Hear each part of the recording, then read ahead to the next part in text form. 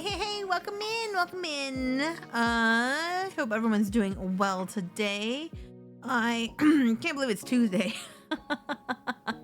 It does feel like a Monday because we had yesterday off for Labor Day because America. I've just been reading about all the rules of why we decided to have it in September instead of May, but we had it yesterday. I did get a lot done. I didn't get as much as I wanted to, but I did get my April reads up. So I've got that new recommendation YouTube video.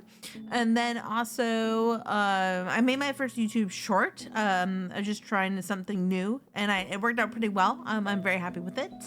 And then I try to get as much sleep in as I can because the cats keep waking me up too early. I am not a morning person. And these cats are forcing me. These cats are forcing me to be a morning person. I'm so tired. I was doing like my new calendar at my desk. I like to I almost did it before we left on Friday because it was the last day of August, but I really like doing like the calendar once we're in the month. I don't know, it's just something satisfying about it.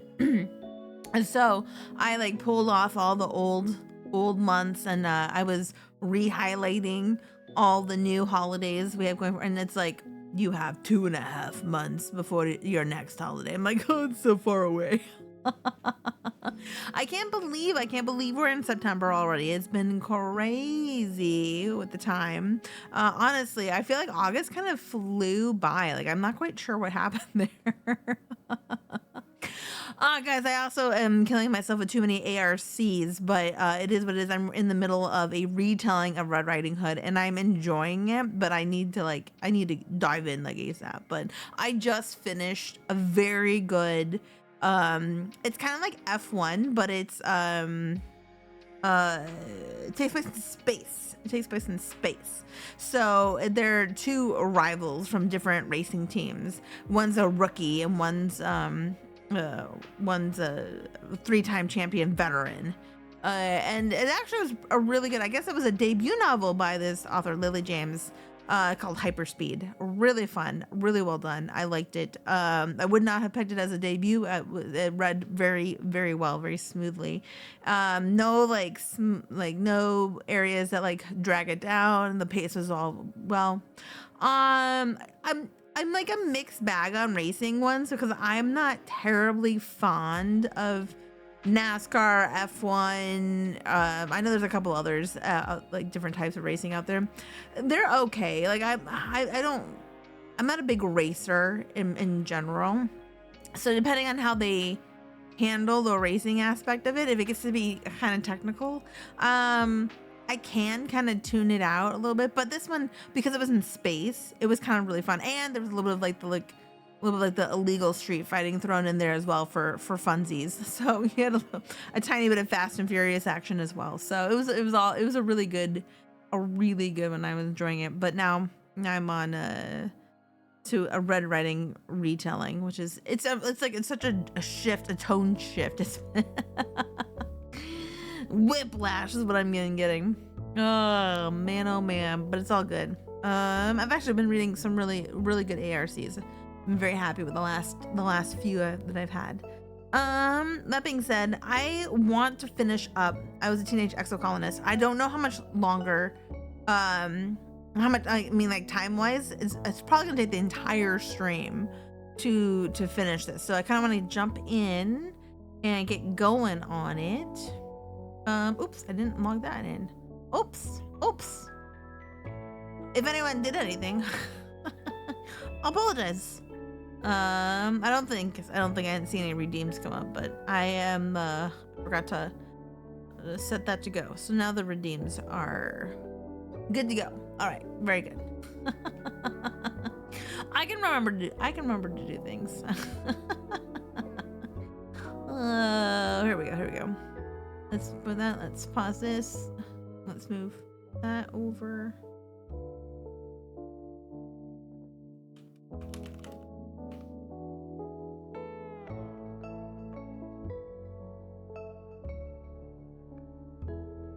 Why? There we go. Oh, I'm gonna make myself a little smaller. All right. All right, let's go finish up our run. I 100% will play this game. Whether I do it on the stream or not, I might at some point, but I am having so much fun. I'm having so much fun with this. Okay. So we're in the middle of our year 18. I think we have 19. I don't know if we have to play 20 as well. Okay, I have done stuff. I can talk to him about our relationship. I wonder if it's worth. Can we be exclusive? I think we should have. Actually, never mind. Oh, I don't want to be exclusive. I think that will. Okay. That's not what he wants. That's not what I want right now either. Okay. So 80 or greater. Where are we at with persuasion? 61. That's actually pretty good. We were in the middle of the engineering, which means most way to get engineering was through the building. I don't think I talked to everybody. Found something you might like.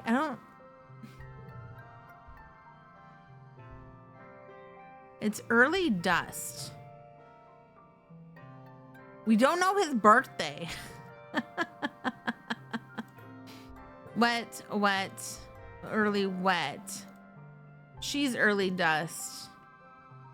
Early pollen, mid dust.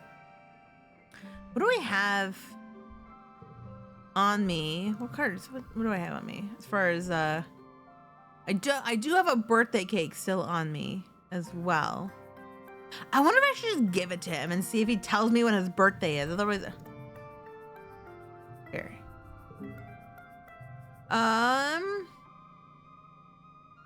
What? It's my favorite thing on the whole planet. He makes grabby hands the cake and takes a big huff of the pleasant sugary smell. As his eyes slip closed in sheer pleasure. Bustle, and he was, "You're really the best. Here, you have a piece too. Let the icing melt in your mouth and let all your worries melt away with it." So we learned that he likes cake, but we didn't learn that, like, when his birthday was. We're never gonna get his birthday. I think I was gonna try to get engineering at least up that way. I do need to go out here as well. What did I have again? I do some medicinal things. Okay. Did he like? I don't think he'll say boo to that. Yeah. He hates cake. It's actually Anemone's birthday and she didn't really seem to care. But since it is her birthday, wait, hold on a second. What does she hate? She dislikes the crystal clusters.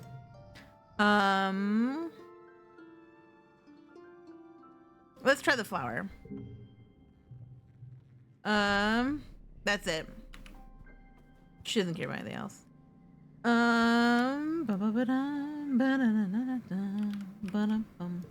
So this, we could do engineering in here. That's bio and empathy, which our empathy is kind of low too.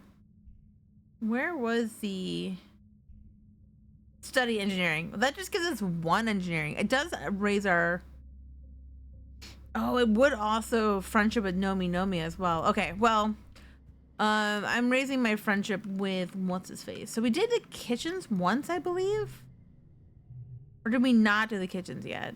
I think we did help out in the kitchens once. Creativity and empathy. Our stress is kind of like high. Let's do one more engineering up here where we build. I have 43 and I think 50's. Yeah, 50's the lowest. Okay. We are gonna work construction. Yeah, 3 engineering. Okay. You work with Rex on the construction crew this month. His particular brand of enthusiasm is infectious.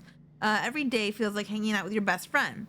Rex is a hard worker, and when he wants to be, he has a lot of passion for building, and his eyes light up when he talks about how the colony is going to grow and change as it matures. He's really interested in how people use different spaces and how the space itself can change their behavior. Seek sends you both on an errand to pick up some mushwood scaffolding. I can't believe Seek asked us to go fetch these poles, Rex laughs, adjusting his grip on his end of the armful of poles. Get it? You grunt audibly. I wonder how he can make a tolerant joke, or how he can make or tolerate such bad jokes about his own canine features. Oh, I'll take any excuse to make people laugh, he smiles. But what's really funny is I've never seen a real dog, and I probably never will. But before the Helio left Earth, I guess the big fashion craze was for people to splice animal traits into their genomes.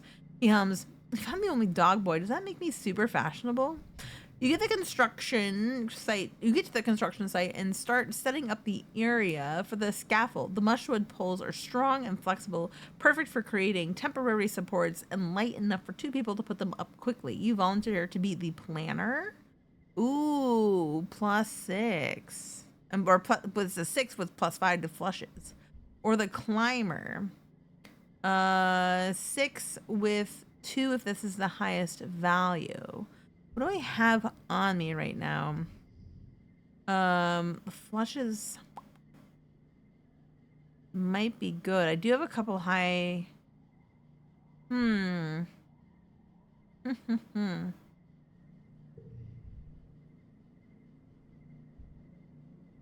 I'm gonna try the planner. And I also gained another engineering. Okay, cool. You draw out the plans, organize the poles, and instruct Rex as he monkeys around up there, lashing them together. Rex takes direction while you get the scaffolding built in less than a day. Rex beams at the scaffolding proudly. We make a good team. All right. Our friendship is actually probably pretty high. 75. I think that's the highest one out of all of them. Well, 79 with, yeah, I kind of stalled with Cal. Okay. Very cool. I wonder if we can max him out. It would be a pretty interesting thing to max him out. All right. So, first collectible use is free. Okay. We got 6. Oh, that's the case. We want to put those two together.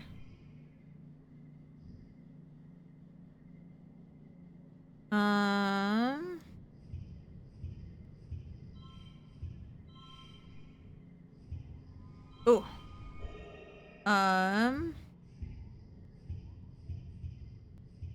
There we go.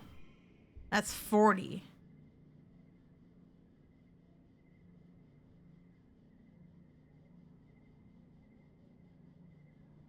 Although, I think, hold on a second. No, that's only 33. I was wondering if this, because that boosted up to a 7. Actually, hold on. That's 40 as well. But I don't know, for whatever reason, I like the way that looks better. I could have gotten one more. That's okay.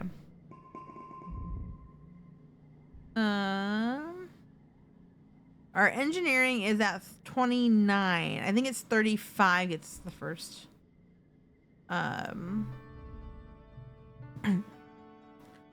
First thing. This year, Governor Loom's ascension to the Vertumnalia stage is heralded by an entire military band, their instruments shiny and nano-printed new. They march out of command in formation, splitting and forming a phalanx at the foot of the stage as Loom takes his place before you. Spotlights turn on with heavy ka-chunk noises, illuminating Loom in a halo of floating dust particles. He spreads his arms wide. Hello, Vertumna, his voice moves in the speakers. Are we winning or what? The reaction's mixed. You look around, it's easy to see the ones cheering the loudest for Helios and people who've fully adopted their mentality like Nem. The Stratos are more reserved and some even silent. Security Chief Rhett is one of them, his usual stony expression hiding his true feelings. Regardless, there's enough cheering that Loom has to wait for it to die down before it continues. We're killing it out there, people, he exclaims. Every day we claw a little more territory from the savage aliens of this planet. Watato pod arcs through the air and lands with a broken splort at Loom's feet, splattering him with juice. You don't see who threw it, but the faction from Geoponics is looking restless. They begin to jeer and stomp their feet. Loom continues on, raising and says, "Those Xenos attacked us first, and now they're learning. Don't mess with humankind."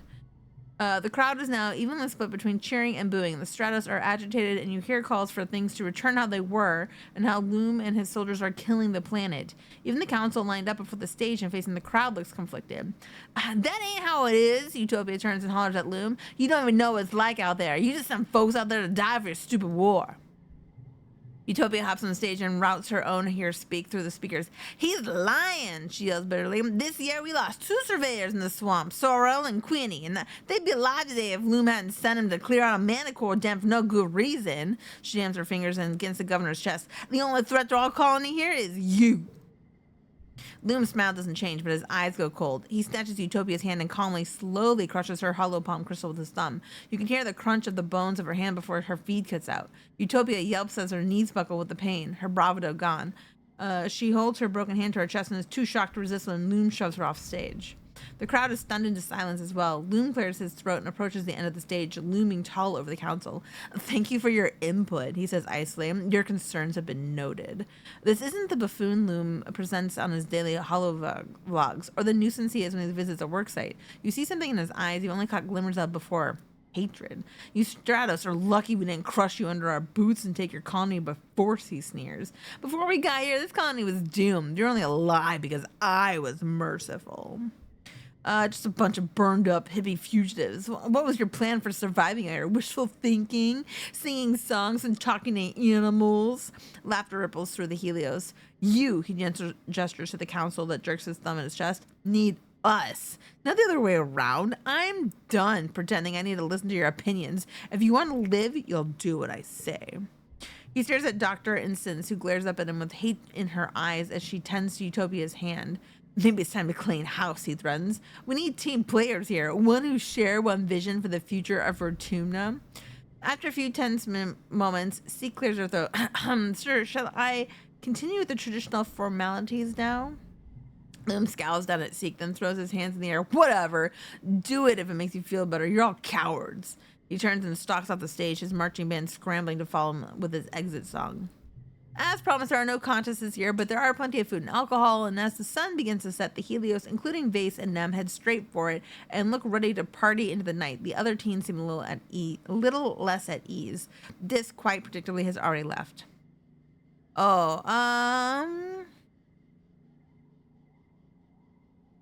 Honestly, I kind of want to go find Dis. We're only 53 with this friendship. Our friendship's pretty good. 44 with Mars. Sorry, Mars. And Nomi's only at 18.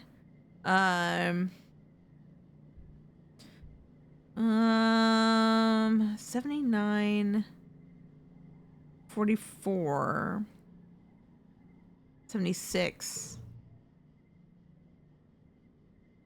All right, we'll hang out with the Stratos this time. I'll do another Dis run where we focus on Dis. That'll be better. No, I totally get it, Rex says to Cal as you approach. "They didn't used to be this mean. Sure, we all joked about how, like, we'd find you guys rubbing sticks together in the dirt after your nanotech broke down, but it wasn't like this." He jerks his thumb towards Vase and his group of friends who've wrangled themselves a live tippet and are skewering it to roast over a bonfire. You can hear its dying squeals from here, and as night falls, smell the sweet charred scent of it cooking. "No, they've always kind of been like this," Nomi shakes their head. "Just like total human supremists. See, something that you don't understand?" Nomi makes laser guns to the room. "Pew pew, all gone. Want something else someone else has? Pew pew, all yours." And they lean back on their hands and look up at the night sky. In dusk, the wormhole looks so peaceful and far away. I used to think me and Rex were like changelings, like aliens beamed in to replace 2 human babies with weirdos. "I don't think you're weird," Cal says. I think you're really great. You two don't act like Helios." "We are Helios, though," Rex replies, and Nomi nods. "And some people dancing around the bonfire are Stratos. It's not about how you were raised. It's about the choices you make," Nomi finishes. "No one's just a good person or a bad person. Only bad people think they always make the right choices." All right, we got some friendship with all of these guys, which is good. The dancing and feasting continues well into the night while you pass the time with your friends in the peaceful faction. Knowing that the whole colony isn't into being soldiers and fighting Loom's war on nature makes you feel less alone. But you can't stop thinking about the governor's eyes as he crushed Utopia's hand today. So long as he's in charge, doesn't matter what anybody else wants.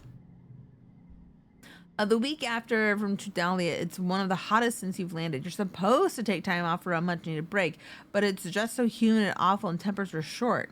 Shortly after the festival, you start seeing graffiti cropping up everywhere. It seems that a lively, if not particularly civil, conversation between the two factions is being held on the flat surface of the colony.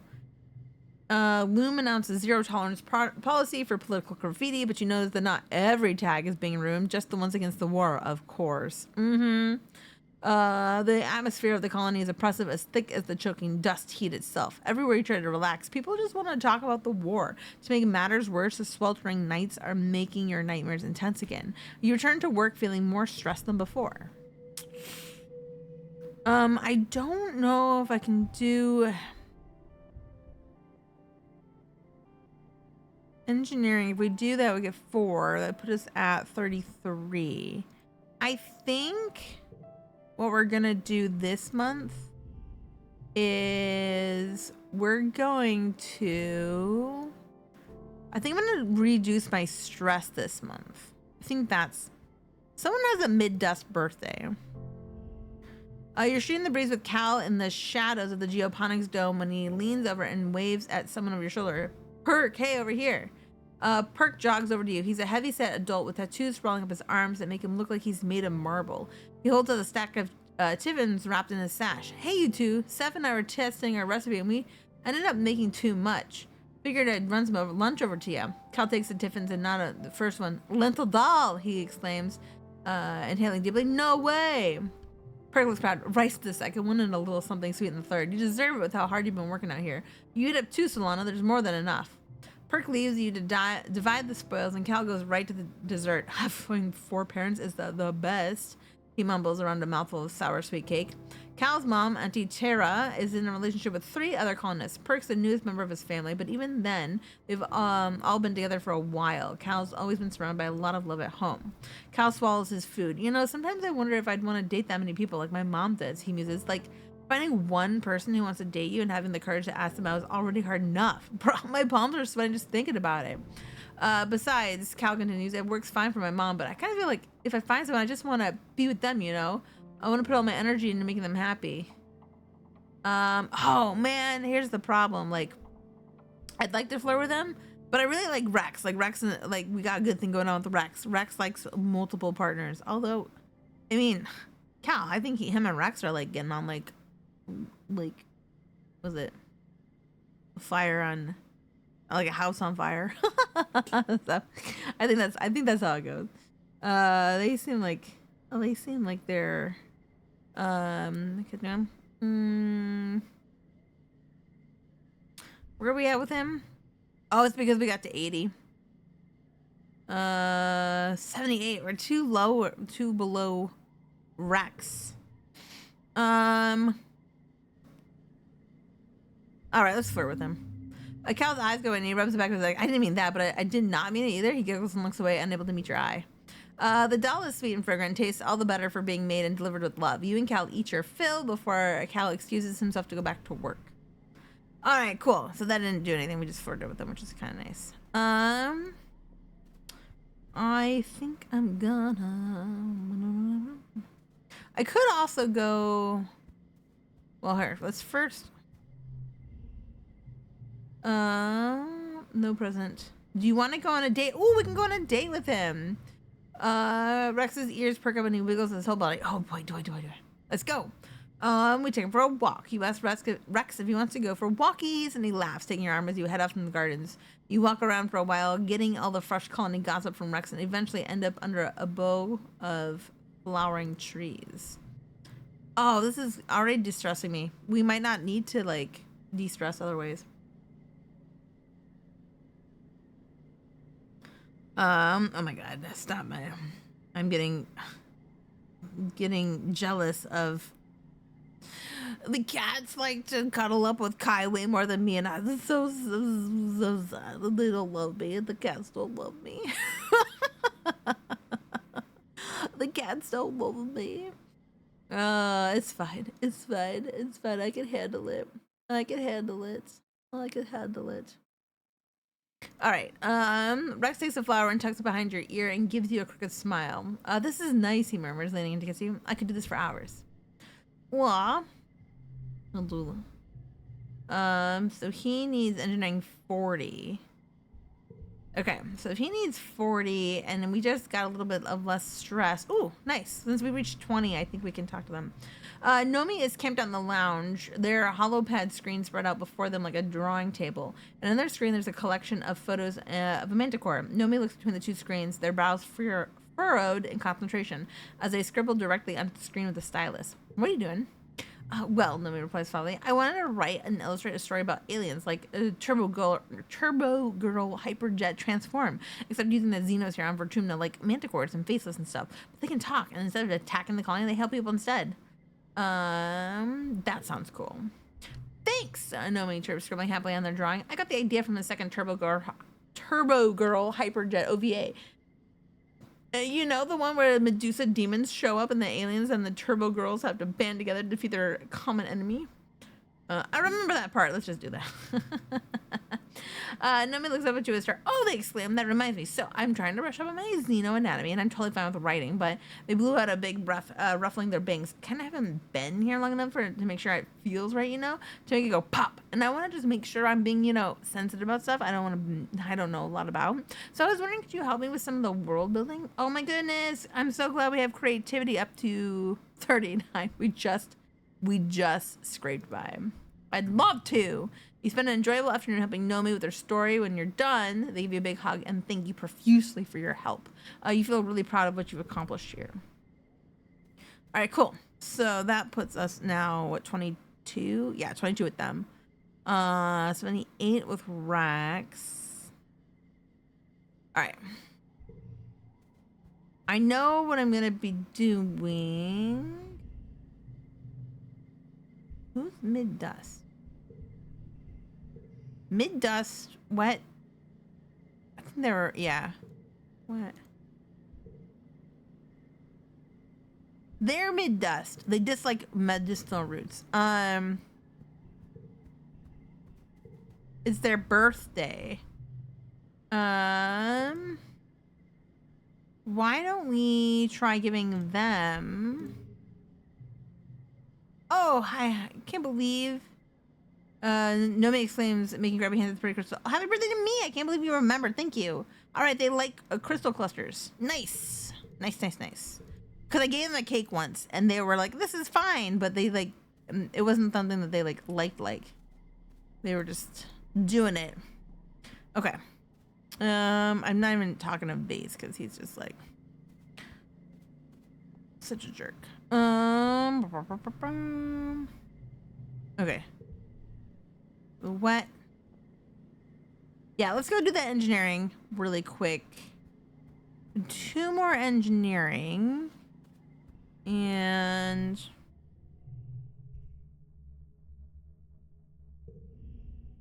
All right, Mars calls this meeting of the SFC together to order with a grim expression. I cannot just stand by while Governor Loom ruins everything we built here, she says, clenching her fist on the table. He might know how to hold a gun, but he doesn't know how to lead a colony. From now on, this club is going to focus on getting Governor Loom out of power and getting someone competent in. We have now until Vertumnalia to somehow convince the other council members that he's got to go. I agree, Cal says, and everyone turns to him in surprise. What? He continues defensively. Loom's a jerk. All he cares about is killing animals. It's better for the whole planet if he's gone. Mars steeples her fingers, but the question is, who would we get to replace him? Obviously, I think I'm a great candidate, but I'm willing to consider other options. Oh, so we could choose to be governor, but I don't really like that option. I think Mars would actually be a really great leader. I said that last time and I'm standing by it. I'm gonna put Mars in charge. All right, Mars likes it. Cal looks worried. No offense, Mars, but are you really gonna stop the soldiers from killing the animals? Look, Cal, Mars says, spreading her hands wide. I don't want hunters going out and not coming back either. Maybe we can find a safer, more effective way to deal with the animals, yeah? Sounds ominous. Cal doesn't look convinced. Nomi exchanges a look with Rex, then clears her throat.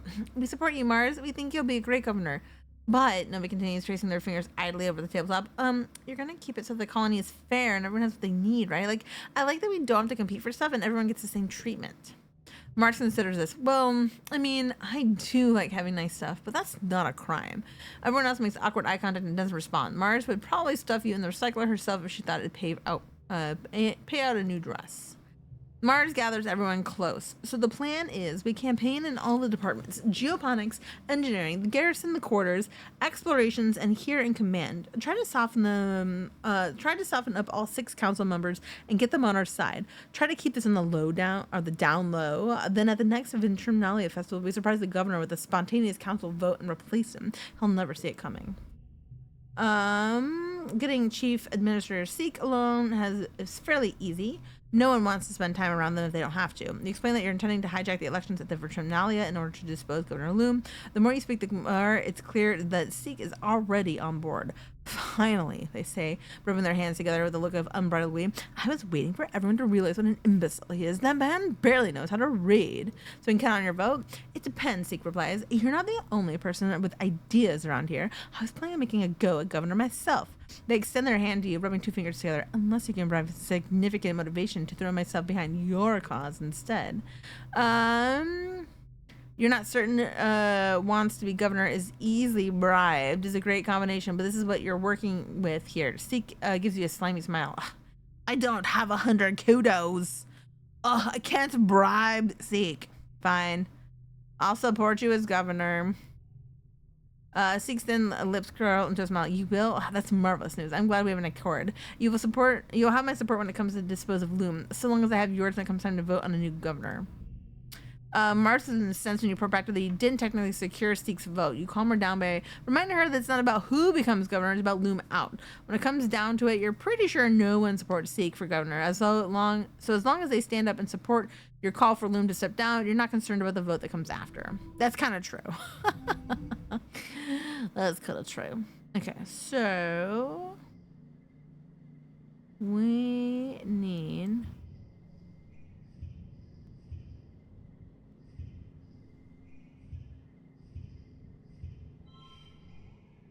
Um,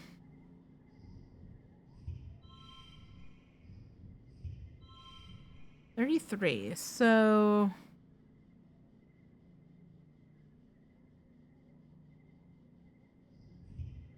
I think that's gonna be better than it's also 30.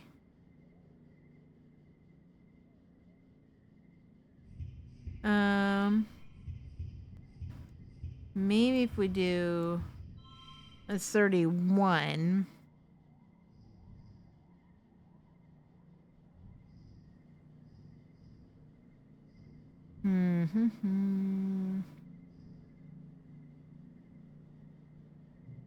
I think we're just gonna have to. Okay. Excuse me. All right, we're just gonna have to do a little bit of that. All right. Our perk is draw an extra card at the start of beginning. Okay. 33. I think I want to do a little exploring, except late dust. Does anybody have a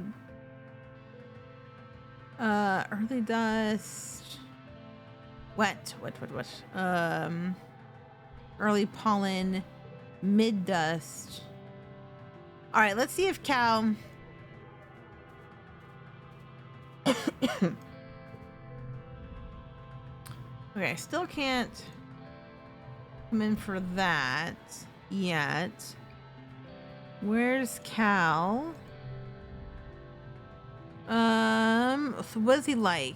He likes the cakes, the eggs, and the blue bobber fruits.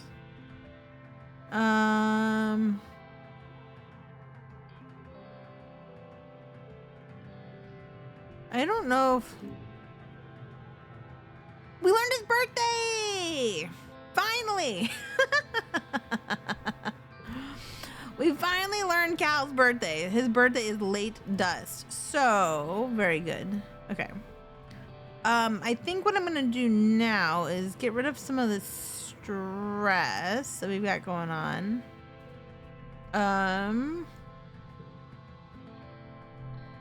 Or I wonder if I should. If I sit in the med bay, I might be able to talk to the doctor. Yeah, let's do that. Let's assist in the med bay. Yeah, here we go. After work, you ask Chief Engineer Instance for a few minutes of her time. She allows you into her office and begrudgingly listens as you explain that you and Mars intend to hijack the elections at the next Virtunalia. When you finish, she heaves a long-suffering sigh and pinches the bridge of her nose in her fingers. Why in the world would I support this plan, she says. We're barely surviving as it is. Luma's right. The planet is at war with us. Every year we come closer and closer to total annihilation. Is this really time for dissent? Instance gestures to the office. Every horizontal surface is covered with experiments. He may not be the most suited to the job, but do you see anyone else with the time on their hands to run a colony? Idiot does the least damage where he is, doing busy work and making stupid motivational videos. We are gonna try a persuasion challenge. All right, we need 97. All right. One gets 3, so we could actually do 9.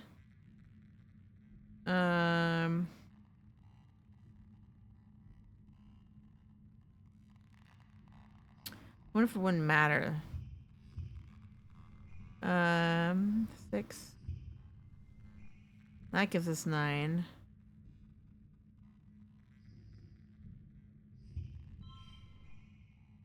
Oh. Oh, I think I should keep this for another time. Hold on a second. I think I should keep this for another time. 6.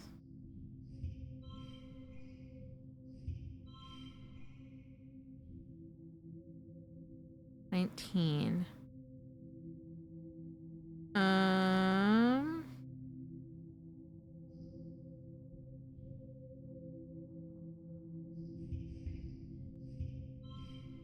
23. I'm gonna keep that because we have a lot of blue right here, and that gives us +5. So once we get to the one of the rounds, that's gonna be good. Next round.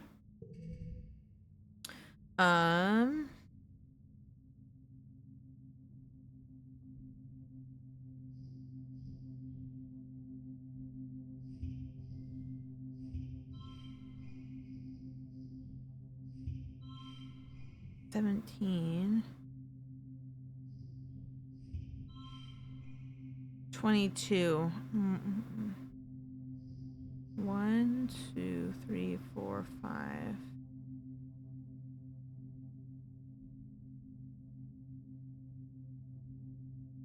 All right. We need 56 this round.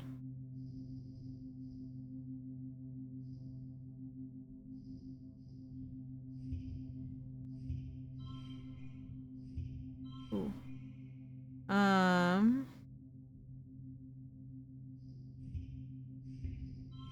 There's 3 and I need it to be 5.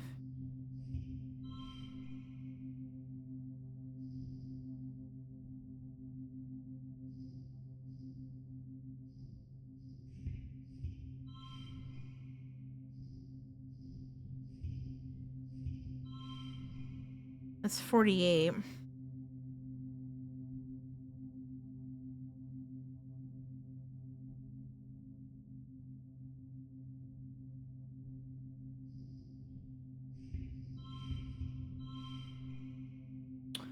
Oh, I thought that'd be a 5.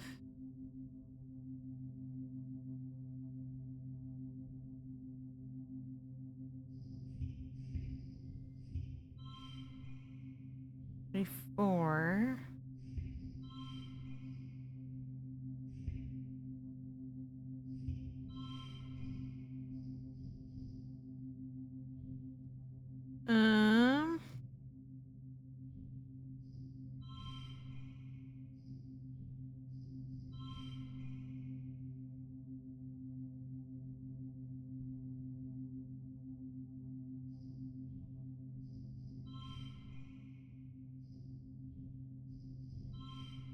Ugh.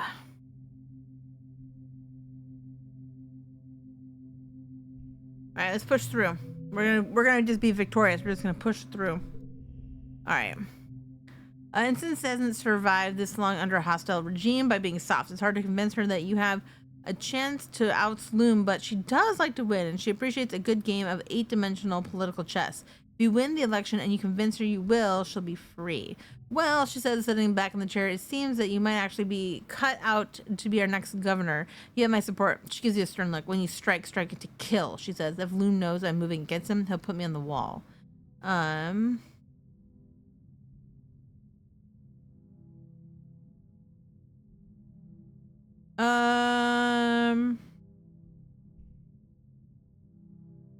We want her to vote for Marzipan. Will that change her vote? All right. Instant the series that you for long as if season your calculations going by her as you can barely hope down to good. She says finally. Tell her she can count on me. All right. We're stressed out. We got another friendship tangent. Our biology went up a little bit more. We're now at 84 and 3 more to empathy, which we're at 39. Almost 40. Okay. We definitely are too stressed to do like anything. Early wet was Mars. All right. So we can give Mars a birthday gift.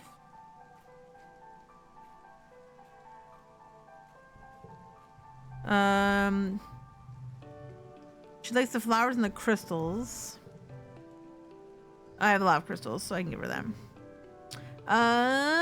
Mars laughs, taking the crystal and turning it over in her hands, inspecting it. Well, I've had better birthday gifts this year, but I mean, the crystal is pretty fabulous. Add to my collection. All right, so she's now at 50. All right, very good. Mars is working in the depot today. You find her sitting on a pile of boxes, drumming her feet against them as she flips dismissively through a magazine in her hollow palm. Every so often, she snorts at something she's read and rolls her eyes. Oh, hey, Solana, she says as you approach. Would you rather have a really bad body odor for a whole day or have to spend the whole day naked? I guess bad body odor, I guess. Mars pulls the face. Really? You do you, I suppose. At least being naked isn't going to bother other people. I'm reading some of these teen magazines from old Earth, Mars says. You know, like fashion and makeup and dating and stuff. She turns to a new page and reads out loud. Don't be afraid to use green concealer. You may look like the Wicked Witch at first, but don't click your heels and go home. Stick with it. You'll be on the yellow brick road to clear beautiful skin. Mars laughs incredulously. What does that even mean? Papa taught me to put on makeup because I wanted to be pretty like him, Mars says. But it was never like cover up your blemishes, make your nose smaller, hide your scungy pores. Scungy pores? And that's all they ever talk about these things. And it's like, was Earth fashion really about making everyone look as small as possible? What is wrong with them? Mars gestures to herself. I was the biggest kid the whole time we were growing up, and I've always been gorgeous. And that's not just my genetic enhancement talking. Sometimes I think they should have just made everyone unable to feel shame, Mars says. Like, all these magazines talk about how to fix your flaws or act different so people will like you. Such a waste of time. Mars tosses her hair over her shoulder. If people don't like me, they can flick off. I literally don't care what they think. Mars passed the box next to her and you climb up and sit by her side. The dating advice in these things is good, though. She says, flipping through a few pages. Like, my dad taught me about reproduction and stuff, but they didn't got so squeaked out when I asked him how you actually get to have sex with someone. She rolls her eyes. Teenagers on Earth were apparently very worried about getting boys to like them, Mars says. Like, look at this quiz. 10 ways to tell if he's super into you. Mars smirks and angles her hollow screen away from you. Ooh, let's see how into me you are, Solana. First question, do you have any cute nicknames for me? No? That's fair, Mars says. I don't have any for you. Second question, do you get nervous around me? Well, sometimes. Mars gently prods you with her elbow. No, really? She exclaims. Well, I guess that's understandable. Last question, do you go out of your way to see me? A little bit. Solana, Mars beams. I am happy whenever you come to talk with me. Us sophisticated folk gotta stick together. Mars makes a frustrated noise and dismisses her hollow scream. This is so wimpy, she groans. What was wrong with Earth teens? If you want to know if someone likes you, just ask them. It's easy if you're not a coward. The augment is being shameless.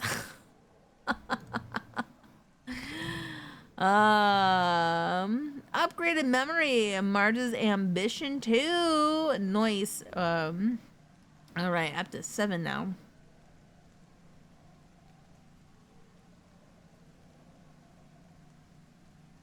Mars turns to you and leans in, bracketing your legs with her arms.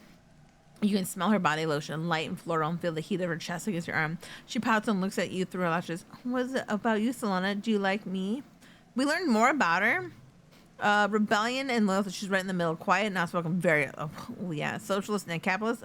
This is why I'm thinking she's gonna be a good leader, even though she's a little thing. But what's not to love about you, gorgeous?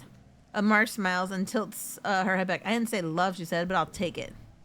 All right, so what does that put us at? 83, 68, 53, 52. All right, very good. 79 and 26. Pretty good. Pretty good. I got him I don't think I have any mush logs. Oof.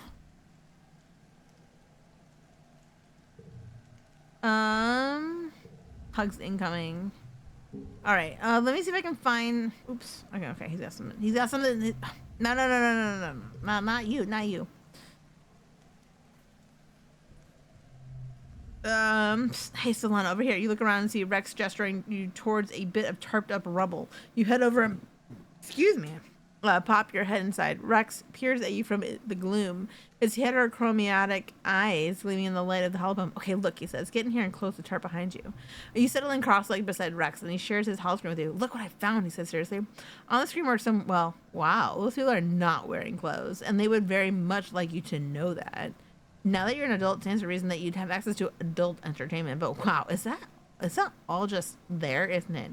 And you can just look at it like that seems like a bug. Like you should tell an actual adult maybe. Like, but nope, it's there. You can even log into the Hollow Archives with your own password and see for yourself. Truly, we live in interesting times. Rex grins. So do you want to check it out with me? Sure. Sure. Oh yeah, I'm picking up what you're putting down, Rex says. Let's go to my room. You head back to Rex's room and make yourself uncomfortable in his bed while he sets the mood. He curls up beside you and pulls up his hollow screen, and you scroll through the entertainment options. Jeez, Rex murmurs, tipping his head to one side at the hollow vid thumbnails. I didn't know bodies could go that shape. Eventually, you find one that looks like, well, if not good, then at least a little entertaining, and Rex settles in with his arm under your shoulders. Yeah, we get a little frisky. Yeah, why not? You smile and put your hand high up on Rex's side, and he looks at you with a sultry expression. Oh, is that how you want to play it? He says, wiggling around until he can kiss you. You got it, babe. All right. We de-stressed a little bit. You spend an enjoyable afternoon in the company of Rex and a few dozen very nice strangers who seem to like not wearing clothes and getting stuck in weird places. Oh no, step bro.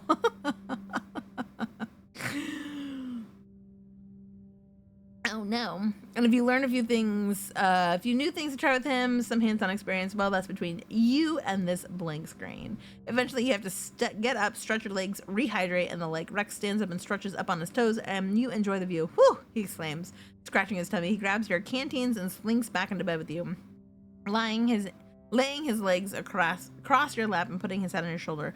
Well, I learned some things today, he laughs, offering you some water, not the least of which being that old Earth humans had a lot of time on their hands. Wow.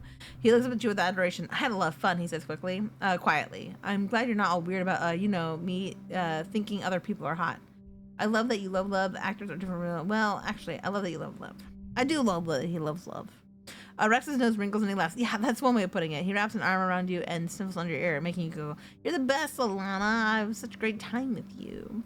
Rex pulls the hollow screen again. There's so much better than being at work, he says. Do you want to pick this time? All right. We, are still crazy-ass stressed and probably can't do anything. Nothing worth it, though. So, let me just make sure that I probably... Oh, here we go. Got a little crystal. I would really like a mush log, if possible. I thought they were supposed to drop more, but I haven't really seen too many drops. No.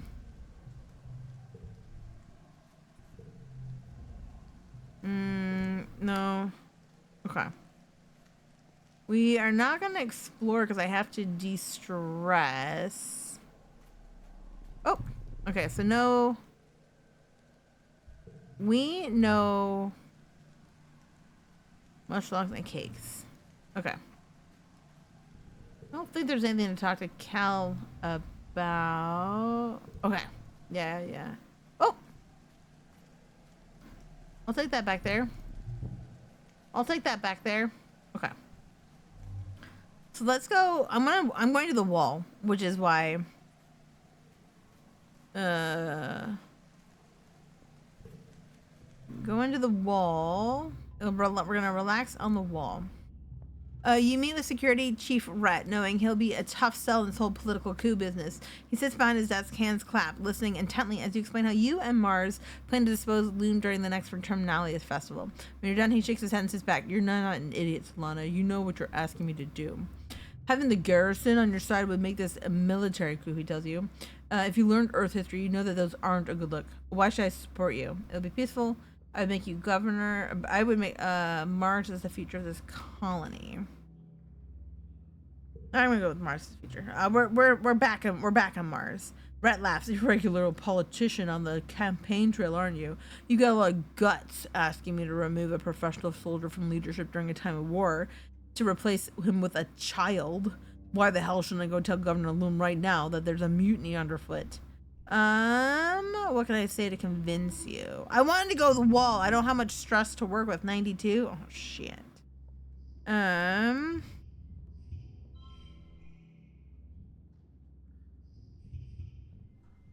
Card becomes a 4. I wonder if I should keep that for another time.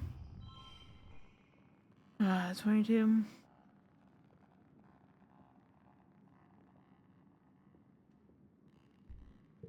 All right.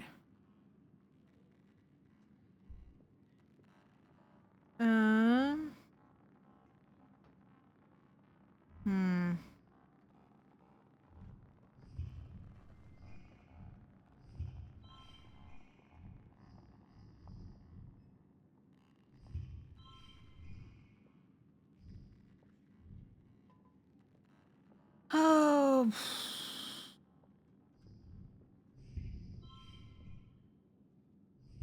If we do this.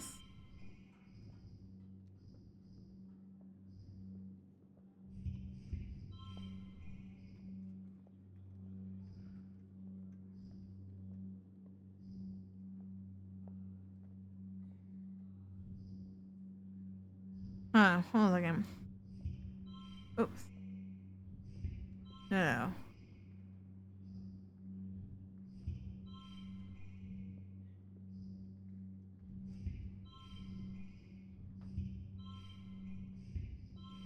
So if I keep this here, that's 24.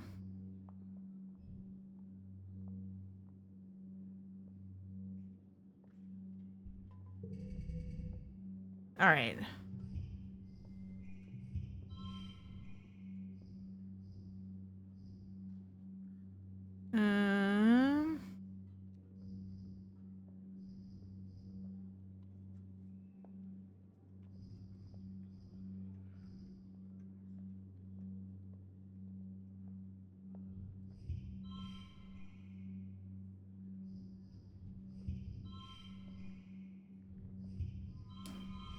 And we win. Oh, okay, cool. And I don't even have to use anything. Nice. Victorious. And we got kudos. All right. So we managed somehow to convince Security Chief Rhett that it is morally imperative that you support your movement to dispose Loom. You both know that Loom is dangerously inept, so it's really just a matter of assuring him that you'll do a better job, that you'll protect him from reprisal. If you fail, you've won his vote against all odds. Damn, I'm glad I have that persuasion on me. Ooh.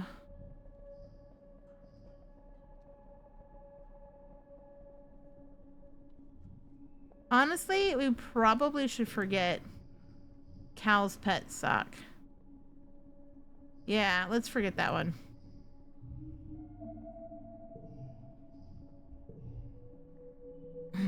Sorry, Cal. We forgot all about your, all about it. 54, 2. All right. All right. So, I was actually already thinking about, let's just go. I don't have any mush wood for him. New month.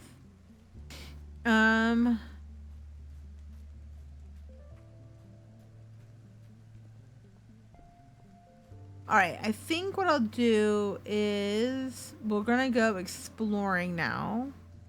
Let's see what we can get on the exploration. Okay, yeah, I think I picked everything up, so I don't think anything will do until glow if we get anything.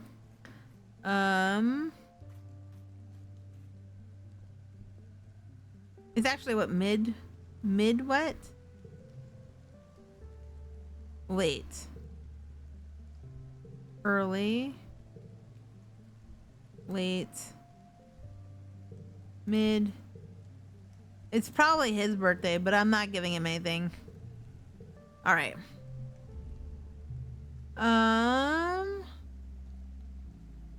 Apply to be a hunter? Oh. Yeah, I don't want to do that. I don't really want to do that. So we can get bravery. Well, perception and that's not a good one for us. Perception and biology could be fine. And perception and engineering. Our biology is at 84 and our engineering is at 33.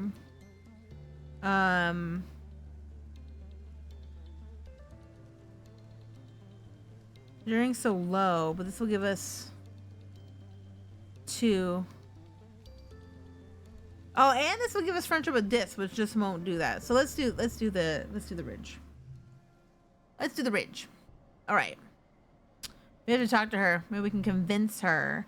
You managed to partner yourself with Chief Surveyor herself on your next expedition. It's a perfect chance to talk to her about Governor Loom, but she beats you to it.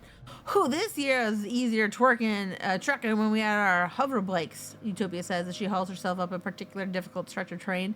She reaches back to help you up. That villain Loom has been using all of them to search for aliens now. Like that's not like finding a needle in a haystack. He's sent half my team out in the swamps now.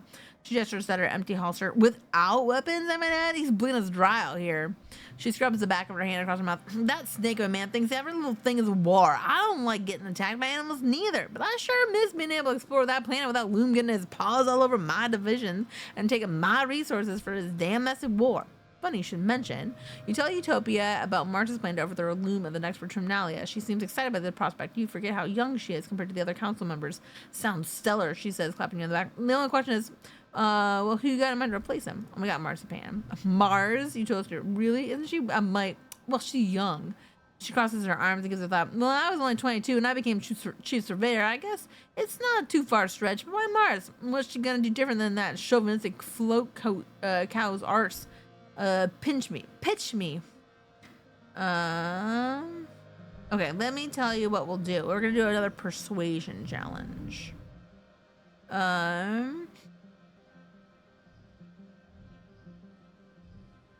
One.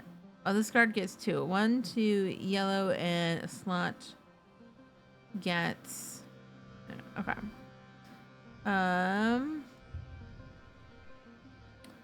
5.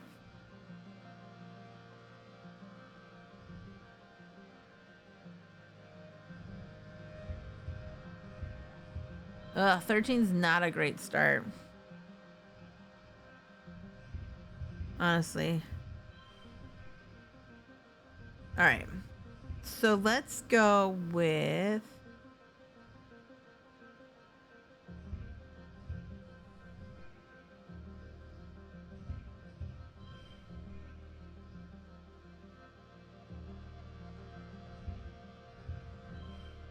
that's 23 to start with.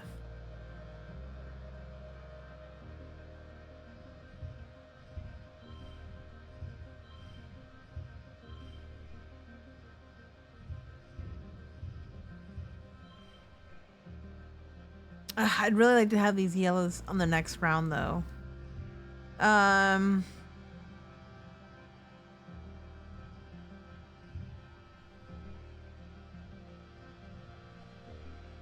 right, so you change that.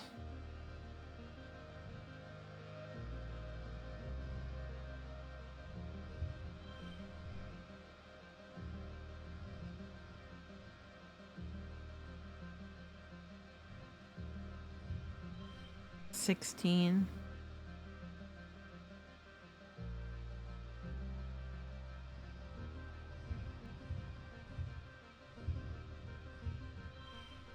There we go. There's 19. That's a better that's a better start.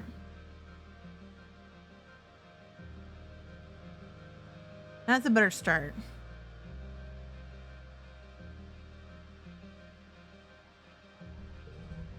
All right.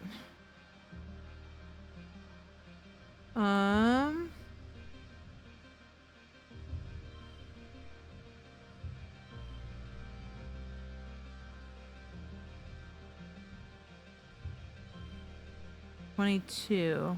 Let's do this. 24.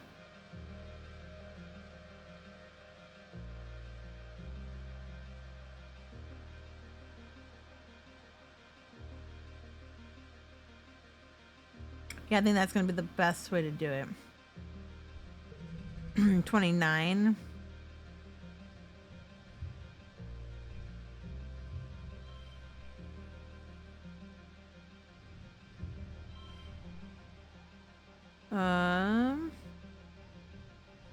There we go. There's the win.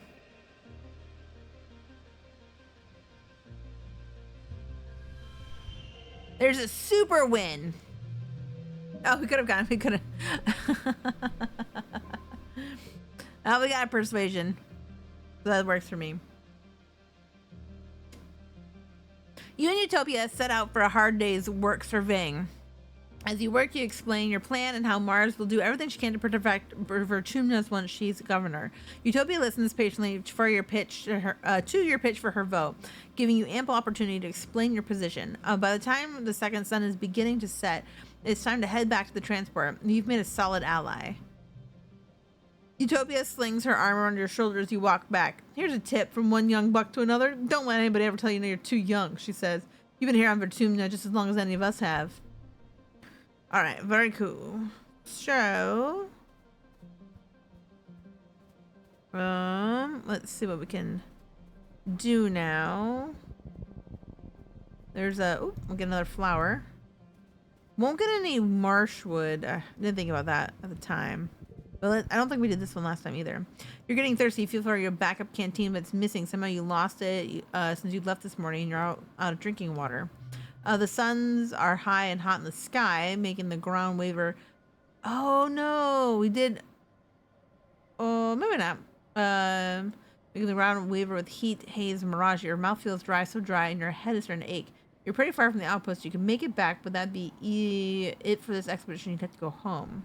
We can call this for help or tough it out. Let's search for water. Let's do the challenge.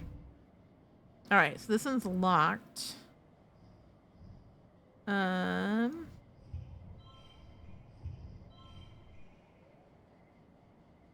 Okay. 68.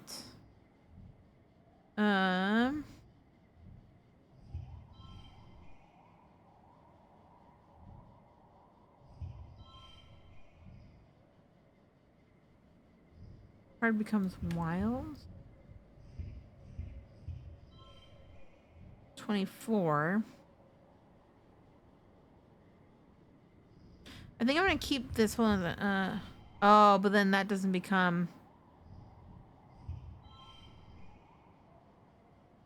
right.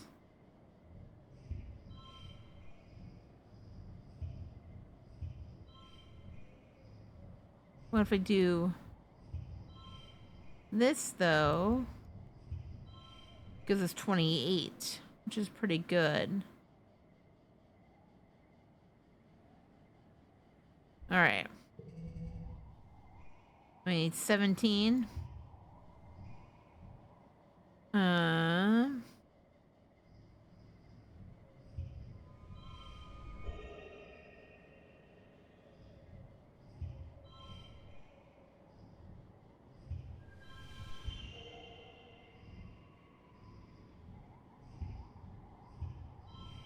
There's 36. Oh, could have gotten 38.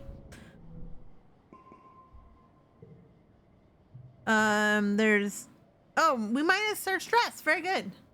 There's no natural water around, but in your search, you turn up your lost canteen. Wow, that was lucky. All right. Oh, another flower over here. There was oh, oops, oop. You find your way blocked by a massive wall. No, a hollow pillar knocked over and lying on its side in the sand. It's absolutely massive. It stretches to your left and right at least a kilometer in each direction, though at some point it's crumbled through enough that you could likely scale over it. Let's check it out. Good thing my engineering... Good thing we beefed up my engineering.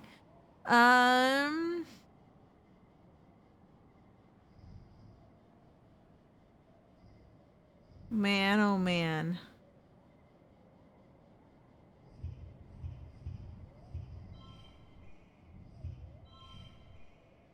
$17.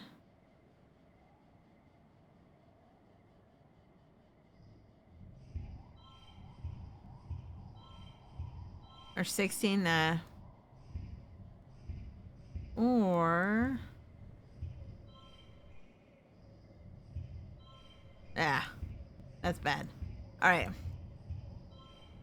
This is the best we got for this round. I need 52.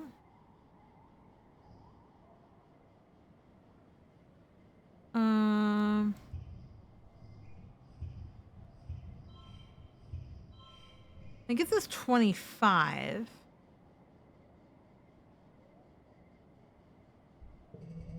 Now we need 27.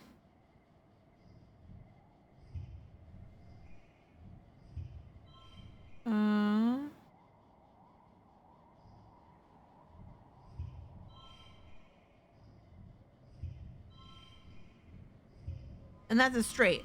That's pretty good. It's probably the best we're gonna get. Yes. Perfect.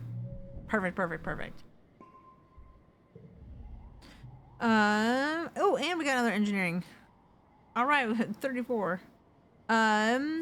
This looks giddy as you follow the pillar to the base, a large pyramid almost entirely lost under the sand. You brush away some of the sand and find that the pyramid is inscribed on all sides with pictures of, well, wormholes, you think. This pillar must have been one stretched up into the sky. Maybe it was some kind of observatory or sacred building, or just a monument to the wormhole. Mysterious. Alright, there's another event over that way. Let's see what we... Okay, we can't go without hitting that event. There's just that event that's in the middle of everything. I kind of want to see if we can collect a couple more things before we do... Ooh, over here. Good. We have a strange device. And that should take me back to the beginning, I believe. Yeah, this is the beginning, 100%. Okay. So I think what we'll do... We have quite a bit of non-stress out. I'm kind of tempted... Not that way. I wish I remembered. Let's go this way. Oh, I didn't have to do that one? Okay. I kind of want to do some... I'm kind of worried that...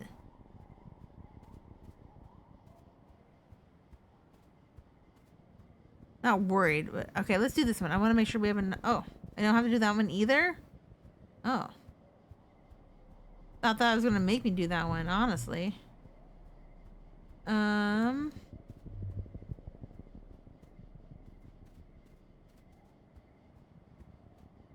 There's a whole area over there.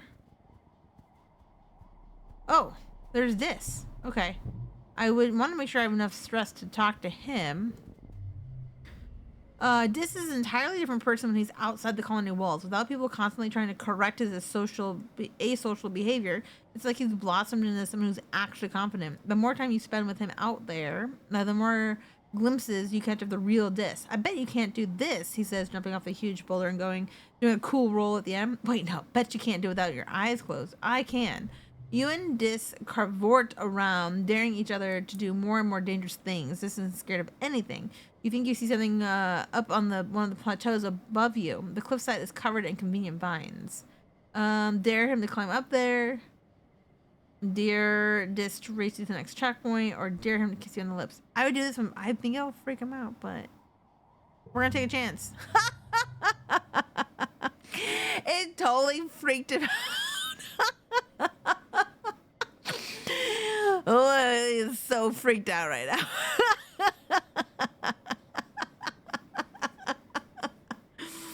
I'm so bold. My bravery should be at 100.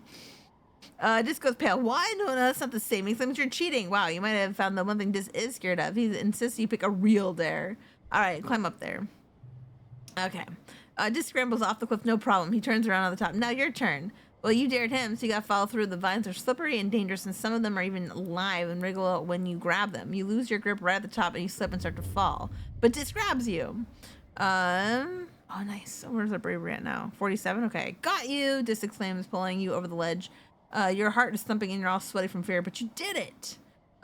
Dis looks so calm and collected, even though he just climbed the same treacherous wall and had to save you from a long fall. Why doesn't he ever seem scared? The plateau is empty. We don't know his augment. Honestly, I wonder if we're going to learn it here. The plateau is empty, but it provides a great view to look out over the rustling ridges. You and Dis take a break and watch the shadow creep across the dusty, craggy landscape. This is the life, Dis says. No school, no gossip, no bullies, no one telling you what to do or what to think. He props his elbow up on his knee and squints into the sun. Even with my augmentation in the colony, I always feel like such a coward, but maybe my problem isn't me, it's everyone else, you know? I'm not scared of any of the other usual stuff, monsters getting hurt, even dying, like who cares, he continues. But humans keep finding ways to control people with fear. Well, they can't control me. So yeah, he's fearless, no sense of fear. That's his augmentation. I'll never call you a coward again. Fear keeps us safe though. How about that kiss? I'll never call you a coward again. You might not be alive right now if it wasn't for his fearlessness and fast thinking. It wasn't all that long of a fall, he says, but you can tell he's a little pleased you understand too. All right, nice. Grab this over here. Strange device. All right, I want to do a couple more. I mean, I might as well, although I don't know if I really want to max out my stress because then I have to take another round of oh, what am I? Climb across a particularly flat area. If I don't want to be too stressed out that I can't do anything else next month. It's gonna be like a little bit of a balancing act, and I do want to do a couple more events while we're out here. Well, obsidian is the only word you have for it, but you've never seen obsidian this bright. It's like a rainbow trapped underneath its glossy black surface. Like the entire ground here is polished black opal. The field glints under the sun at certain angles, momentary blinding. It looks super bright. We can do a bribery challenge, or we can carefully walk around the edges. Ooh. I do like trying to do the challenges. Ski down through it. Easy? Alright, let's do it. They say it's an easy one.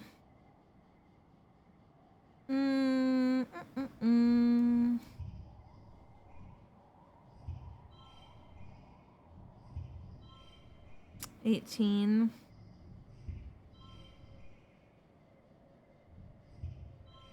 17. 22.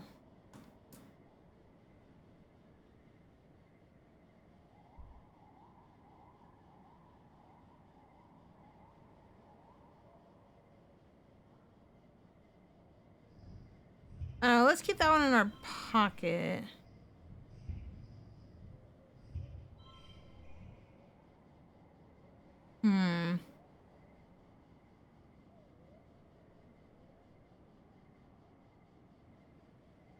Let's go to the next round. All right.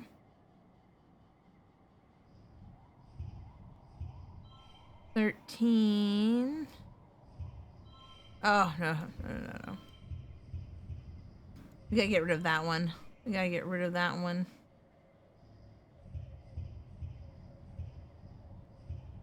21.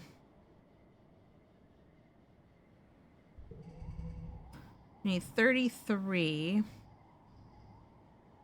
4.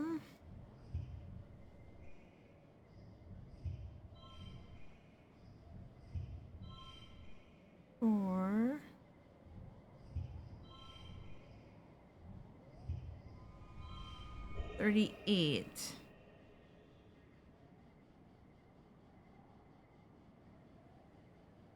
All right.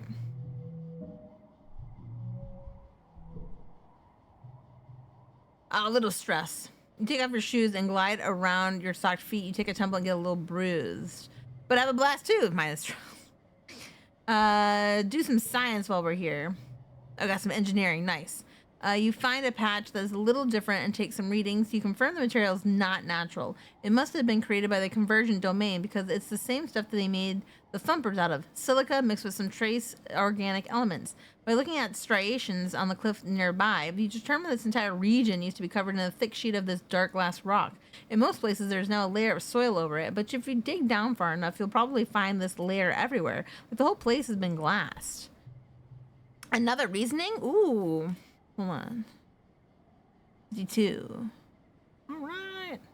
The conversion domain must have paved this area to discourage plant life from growing, all except for the crystals, which seems to sprout happily from the obsidian pavement. Oop, not that way. We're going to go this way. There's a big one up there. Is there anything over this way? Oh, a crystal. Okay. Crystal cluster. I scooch around it. Scooched around it. God, this is such a big... Ooh, another one of these things. Another one of these things. I want to try giving one of those to... Oh, boyfriend. Okay, I think I'm going to do one more challenge. And then get out of here. I don't want to be... Like I said, I don't want to be too wiped. Did we just make a big circle? I think we just made a big circle. Yeah, this is that again. Okay. I kind of wanted to take one of those. To the left. There was a place to the left I kind of wanted to go. Okay.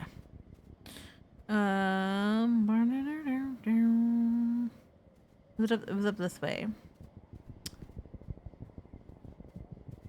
Yeah, I wanted to... Okay, I can pass this without having to do it. Okay, so there's nothing here right now. Oh, there's a... Okay, there's the exclamation point. That's kind of what I was hoping to find. Okay. Expeditions has been collecting energy readings from this area, tracing the invisible ley lines of power, like the one for the thumper that brought you here in the first place. They pointed you to this cave, a nexus of power at the conversions of many lines. You can feel the energy is different here, like a barely perceived hum that prickles up the back of your neck, like something is watching you. It's likely this was some sort of important place for the convergent domain. Utopia says, leaning on her glider. I've sent teams through, but it seems it gets mighty tight in there. I'm hoping you and this might have better luck wiggling in there, she continues. Might be the caves inside open up again, and if they do, they take plenty of readings and report back to me. This is vibrating beside you on a nearly the same frequency as the weird power fluctuations. This is the real deal, he whispers mostly to himself. Utopia nods and leaves you to it. What's the plan? Prep your caving equipment. You get headlamps and a little recording drone with a floodlight attachment and a tiny buzzing flying thing that circles around your heads and sometimes illuminates what you want to look at. It's intelligent, which just means it won't do what you want. It's so true. Dispatch an added an annoyance. Utopia's also left you with an anti-grav belt with a warning to practice extreme caution while spelunking down there. They make you lighter so you can climb more easily and won't hurt yourself as much if you fail. All right, so we're entering the cave. The narrow entrance leads to a bigger room that animals have clearly used as a den. It's enormous with glowing mushrooms on the walls and piles of bones in some crevices. In some places, the walls are made of iridescent convergent domain obsidian, like this was once a great hall millennia ago. You can feel a cool breeze coming from somewhere, but it'll be tricky to find in the dark. All right, so we have a perception challenge. All right.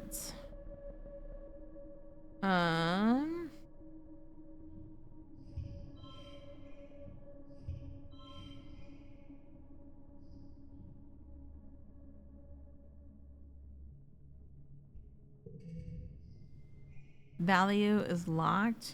And of course it's locked and doesn't have a value to it.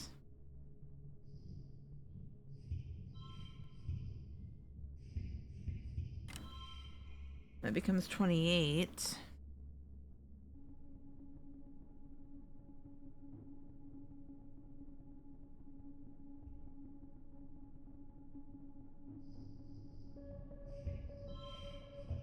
That's 27.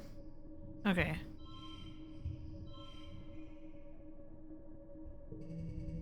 All right. What do we got here?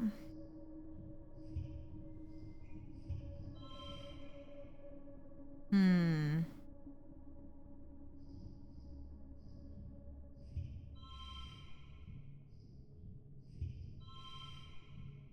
38.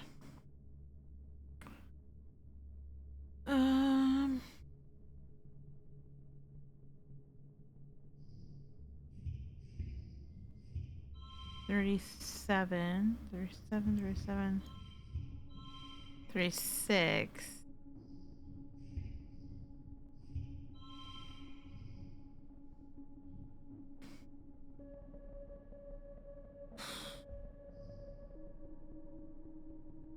We can change a card to suit.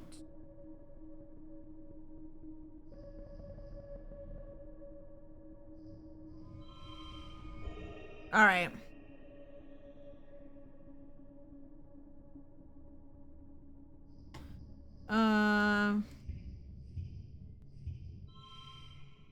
41.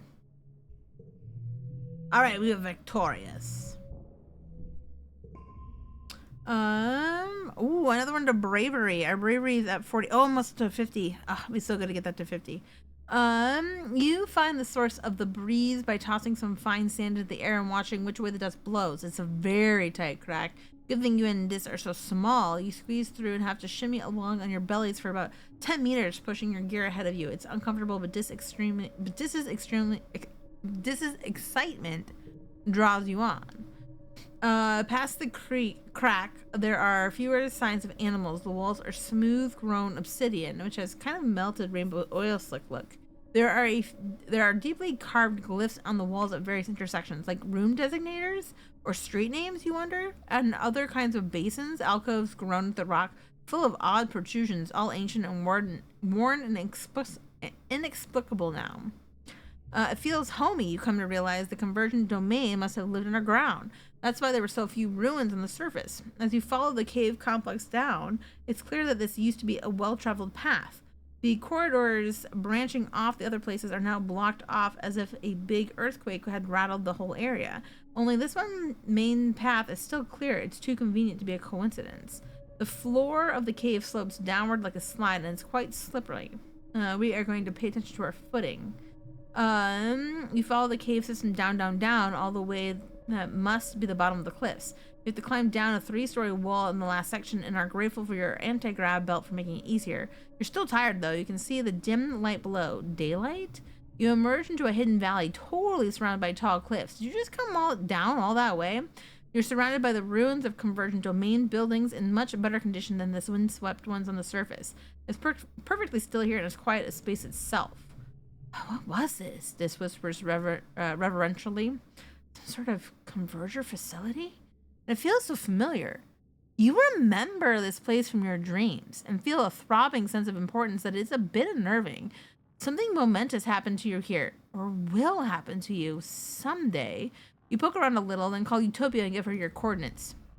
She swings down on her glider with extra ones for you and Dis tethered behind it. You're happy you won't have to climb all the way back up. She whistles. Great find, kids. This place didn't show up on any of our aerial scans. Took me a while to find a route in. You look bushed, she says. I'll stick around to get some readings, but you head on back to the depot and get some rest. Don't worry, we ain't gonna push on without you.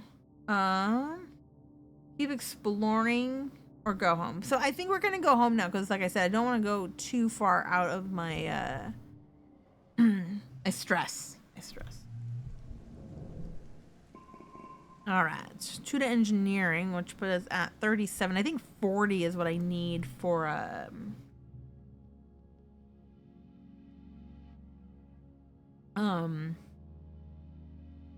another thing with Rex. You're browsing the colony bulletin board on your holopim over breakfast when you notice a new post from Nomi. It seems to be a short story. The title is Xenos to the Rescue. Hoo boy. You open the story and read through it. Wow, it's actually pretty good. Nomi did a great job of grounding their unrealistic premise of talking Manticore to the relatable characters in a strong emotional story. With your help on some of the finer details, Nomi's written something that truly elevates the art form. You get the notification through your holopim that you've received some kudos along with a message from Nomi. Thanks for the help, Solana. Here are your royalties. All right, royalties. Late wet. So we can up our friendship with both these guys. It's both their birthdays. They like medicinal roots and strange devices. Oops. And yellow flowers and medicinal roots. So I want to see if I got you. You spot Rex lying in a makeshift. He stretches you to approach, placing a finger and indicating the person. I'm trying to get out. Between the two of you, you manage to get Rex out of the hammock without waking his sleeping friend. Rex looks a little tousled and kissed, and his eyes are bright with Mrs. Tired him right out. He murmurs, pleases himself. What you need, Solana? I got you a present. I want to see what he thinks of this. No, Rex shakes with a smile and gently puts the gift back in your hands. I have everything I need for real. This place is great. 3 squares and all the hugs I could ever need. But I'll tell you what. My birthday's in the first month of pollen. I'd love a cake. If you know how to make one. Yeah. Yours program. Oh, and do you have any mushroom logs? Sure, use them for the construction of the bar. I did not get any logs. I'm sorry. Okay, he didn't even take it. Honestly, he didn't dislike it. He just didn't want to take it. I'm gonna give you that since I know you like it. As soon as you remember my birthday, how thoughtful you're taking to this having the flower with the dubious like also this flower side and analyze later. I'm interested in all the properties of Virginia flora. You're more beautiful than any flower. Please don't say that. She hates it when I keep flirting with her, but I kind of like it. Like making her uncomfortable. All right, let me give Dis his birthday. Not this one. This his birthday. I have 1 minute until okay, that's good. He likes those. He's wrote as a device for a bit, but then his shoulder slumped. Did you have to get this to me as my birthday? I actually hate when people make it. It's looks like maybe you should just do something nice for Tang. She actually likes the attention. Yeah. You said that last time too, but I got +4, which puts us now at 63. You leave the front. What's the relationship. You leave the front gates and see Dis talking to one of the senior surveyors. He listens intently for their instructions, and the surveyor hands him a satchel of instruments and claps him on the shoulder before walking away. Dis turns to you. Hey, Solana, he says. He hikes the satchel on his shoulder and gives you a shy smile. It's still kind of weird to be allowed to be outside the walls. We get this is secret too. Oh, okay. Why do you? I remember when we used to sneak out. Remember when we used to sneak out? This is ice crinkle in the corners. It was so easy to avoid Chief Surveyor Tonin. He says wistfully. He ducks his head. Too bad he's dead. He was really nice to me. What's the weirdest thing you've seen? Just looks up at the sky with a thoughtful look. There's this big rock on the western ridges. It's almost totally flat on top. When I get near it, it makes me feel happy. He smiles. It's so strange, and it's really hard to leave. The first time I went there, I laid on top of it for so long that I almost missed the transport back. I know it's my job and I haven't told anyone about it yet. He says, I don't know how to explain it, but it's almost like it wants to be kept a secret.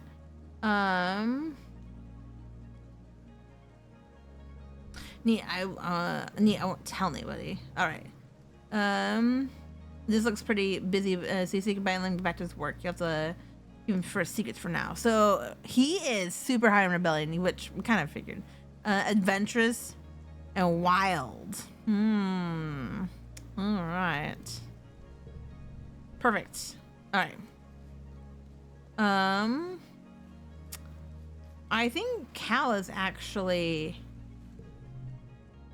the supply depot. I could buy another cake. I have 100, but honestly, I don't have another spot for anything. So it doesn't really matter at the moment. I think I still have a cake on me. But what I wanted to see was the notice board. Officer Rhett, which we've got. Seek we have. Rhett we have. Instance we have. Cal. We have to get Chief Steward Antecedent in the quarters. And Utopia, which we got. In the quarters.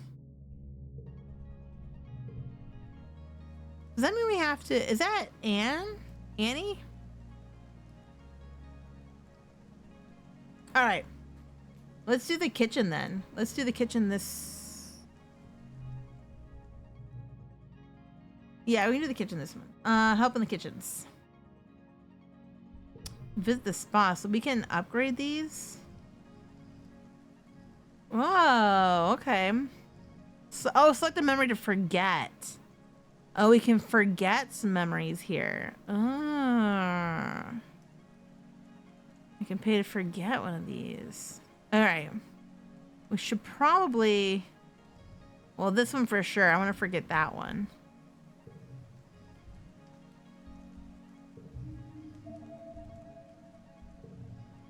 I only have 75 left.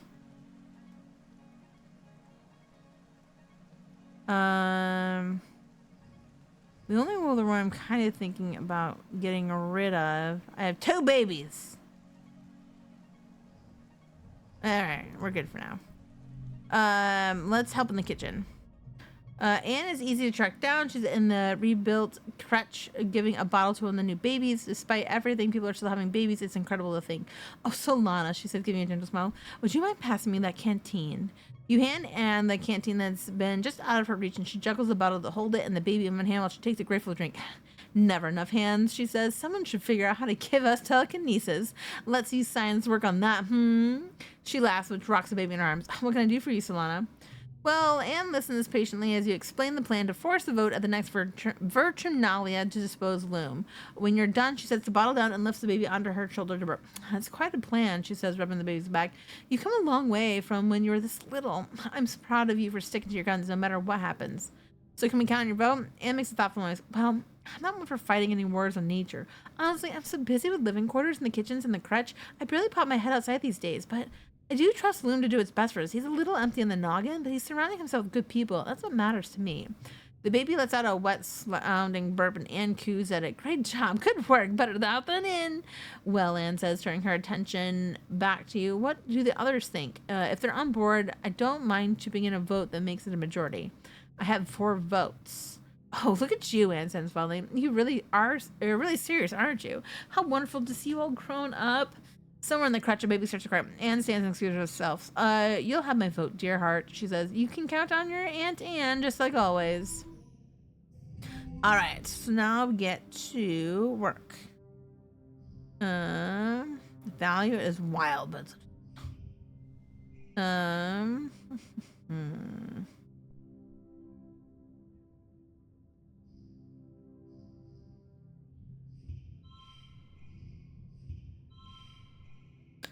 Oh, that's really not gonna do much, though, is it? I should forget this one, too. This one is actually bad. It's not good. Oh, it's a 6? Hold on a second. 48. Yeah, that's probably the best. That's the best. Look at that. Creativity 43 and empathy is at 41. Okay.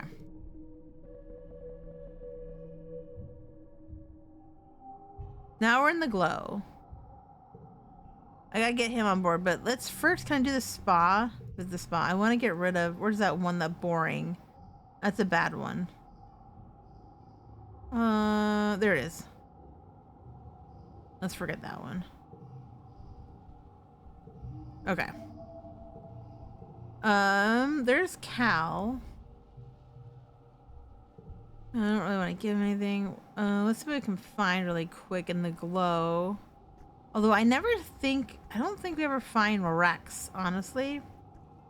Him and Mars don't seem to be outside in the glow.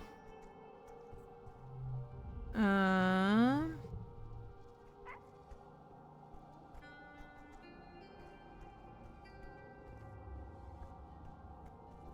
think I have found stuff before, but I'm not seeing anything. Oh, there's the crystal. Okay. So to get Cal on board, we can go here.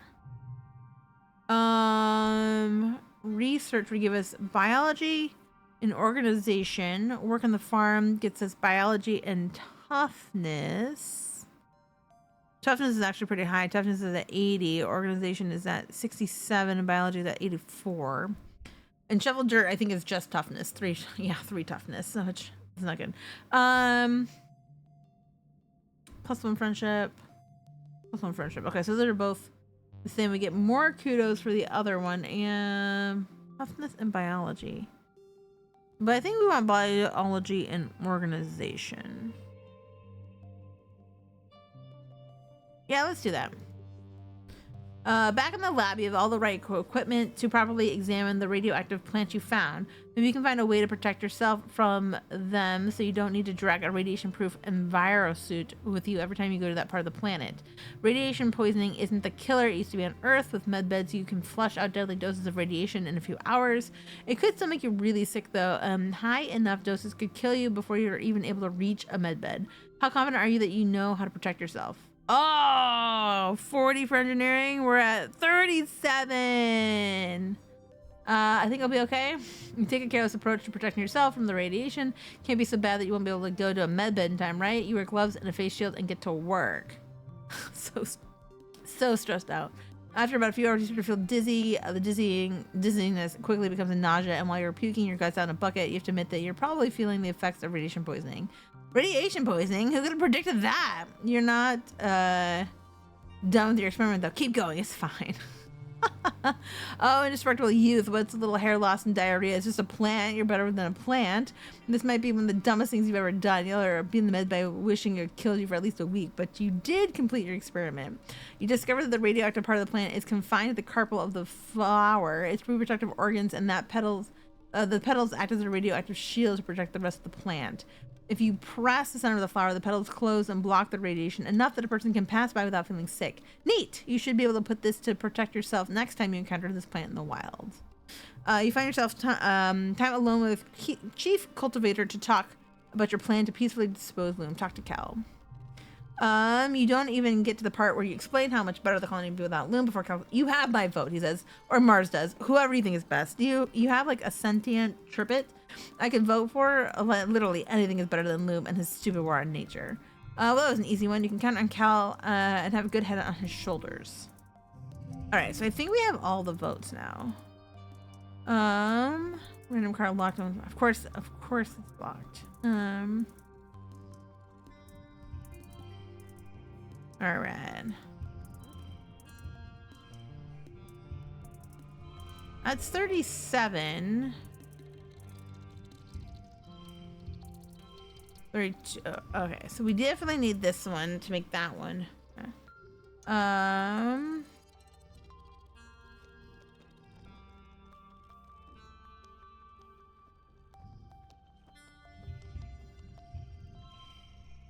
That's 40. may it be? Ah, it's okay. All right. 87 and 69. So close, so close, so close. What's our friendship like? 84, 72, 63, 52, 81, and 26. All right. We're doing good. You're heading to bed when the sirens begin to wail, heralding the beginning of the yearly xenofauna attack. Outside your window, you see the soldiers begin to form up. This year, Nem is heading up her own squad. You see her red hair bobbing along with the others as she rushes to defend the walls. So we could rush after her, but I don't really want to. I think I'm gonna go to my quarters. You close your windows and pull the covers over your head. Then you get your holocall notification from Mars. You join and find Mars, Tangent, Cal, Rex, and Nomi already in the call. I can see everything from my bedroom window, Mars says. Nemi's got her own squad and everything now. Look at her go. Cal makes a noise of discomfort but doesn't voice his opinion. Suddenly, your room is rocked by an immensely loud shockwave, then by a wall of heat you can feel even through your closed windows. Keepsakes rattle around on your shelves and some falling to the floor and shattering. Your hollow chat explodes with alarmed chatter. What was that? Is everyone okay? There's an explosion, Mars exclaims. I can see it. Part of the wall is missing. There's monsters pouring in. Everyone starts to panic. Tang's cool voice cuts in. The explosions came from inside, she says. Congruence made the trajectory and damage calculations. The walls blew outwards and there's fire damage on the garrison walls. She's quiet for a few seconds and Dis? Are you in the call? Are you safe? There's no answer. You don't think he was caught outside, was he? Mars asks, but no one has an answer. You and your friends keep the call open and speculate on what's happening outside, supplemented by Mars's observation and Tangent's reading of Congruence's processes. Everyone is on the call except Vance and Nem, who are defending the colony, and Dis, of course. You can't shake the dark feeling you get whenever you think about him. If someone set a bomb inside the colony near the garrison, you only know one person who could have done it. In the quiet following the battle, the colony comes out of hiding together in the courtyard, surveying the damage. Governor Loom is on the warpath. I'll find who did it now the goddamn head's healed. I want every single strato lined up and questioned. Those were our explosives. I want to know who set the goddamn bomb. You and everyone from the strato are hauled aside and questioned on your whereabouts prior to the attack. Everyone that's except Dis. He's nowhere to be found, dead or alive. Uh-oh. And we know Dis is very rebellious. Oh, thank you for the follow. I didn't see it come through, but thank you for the follow. I appreciate it. Hopefully you are having a good time. I am very much enjoying this game. So we did a lot of Rex. Got a whole heart for Cal, whole heart for Mars, and then half. Oh, we did give her a part for her birthday. Okay, so it looks like game ends at the end of age. So we have one more year now, going into age 19. We leveled up a couple cards, which is pretty good. Lots of stress. We spent lots of kudos as well. We did not build up the defensives or find food. Our toughness is down because probably we're stressed out. Whoa, we're injured. Okay. Physical skills reduced by 1. Heal by relaxing, which we have to relax anyways because we are so stressed. Can we relax in here? We can relax in the park. Okay.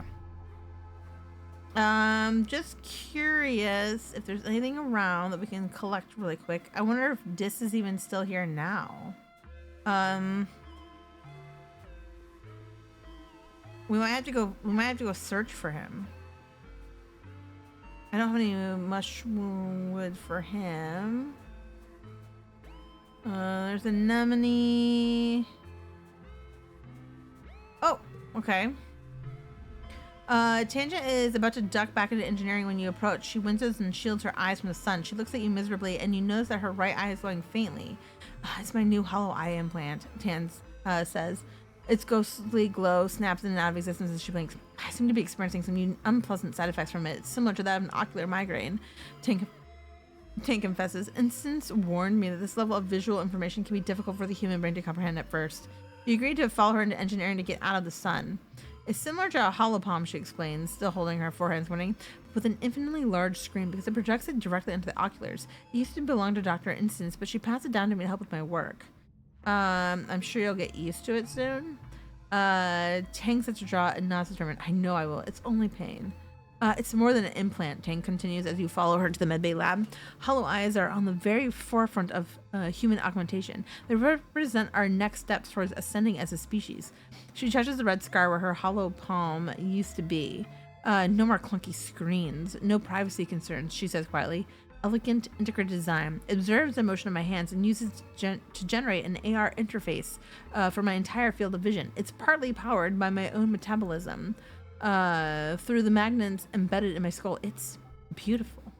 Nobody else is here. You hear the gentle hum of experiments running in the corner. This kind of technology is so far beyond what we're capable of reproducing in the colony, Tang sighs, rubbing her temple under the implant. Once they're gone, they're gone. Maybe Earth will send us a shipment of new ones someday, but I expect they're developing something more advanced since we left Earth. I suppose it's more likely they've forgotten about us completely. Bring, bring! The quiet hum of the laboratory is shattered by an alarm. Tang jumps up at the sudden noise and shuts her eyes tight. I have to get this, she mutters, gesturing to the air to silence the ringing. The simulation is running and is time sensitive, she explains. The specimens require minute changes to their environment every 2 hours. Temperature, humidity, light levels, she grimaces. If we had better automation, this wouldn't be a problem. I could do it. We need biology of 41 or greater, or we can help with the migraine.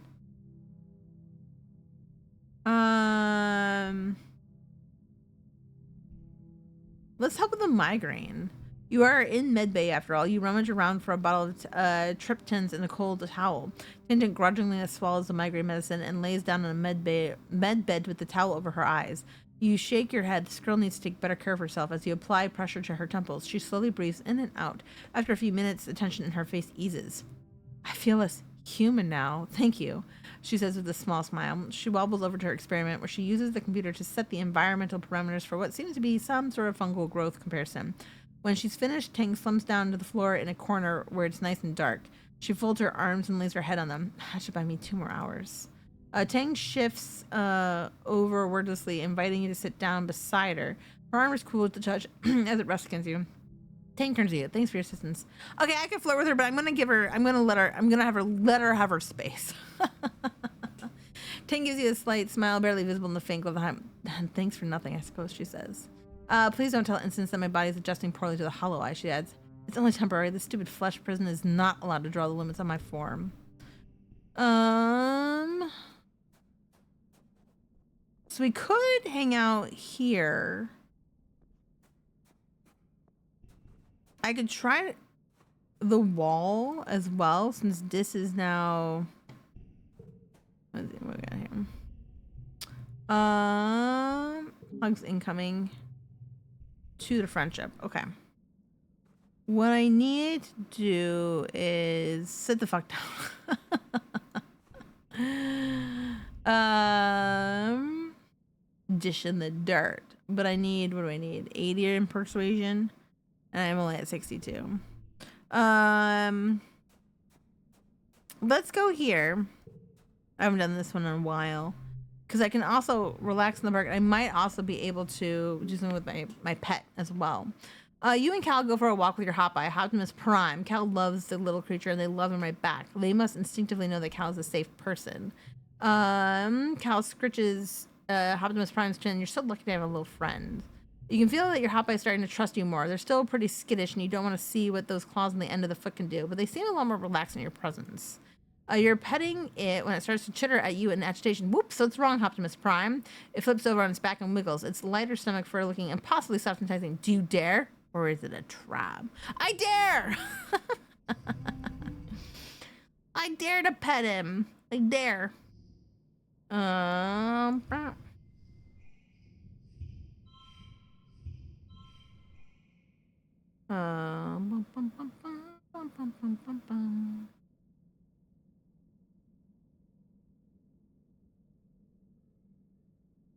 Okay, we're at 70.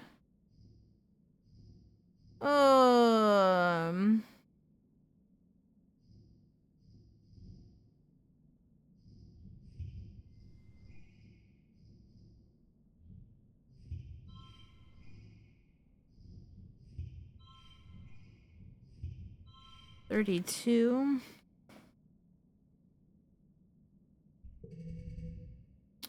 All right.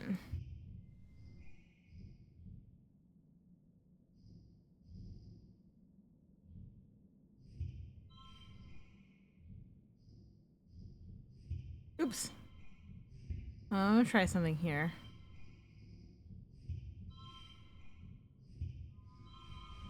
Well, that gives us 48. That's actually pretty good.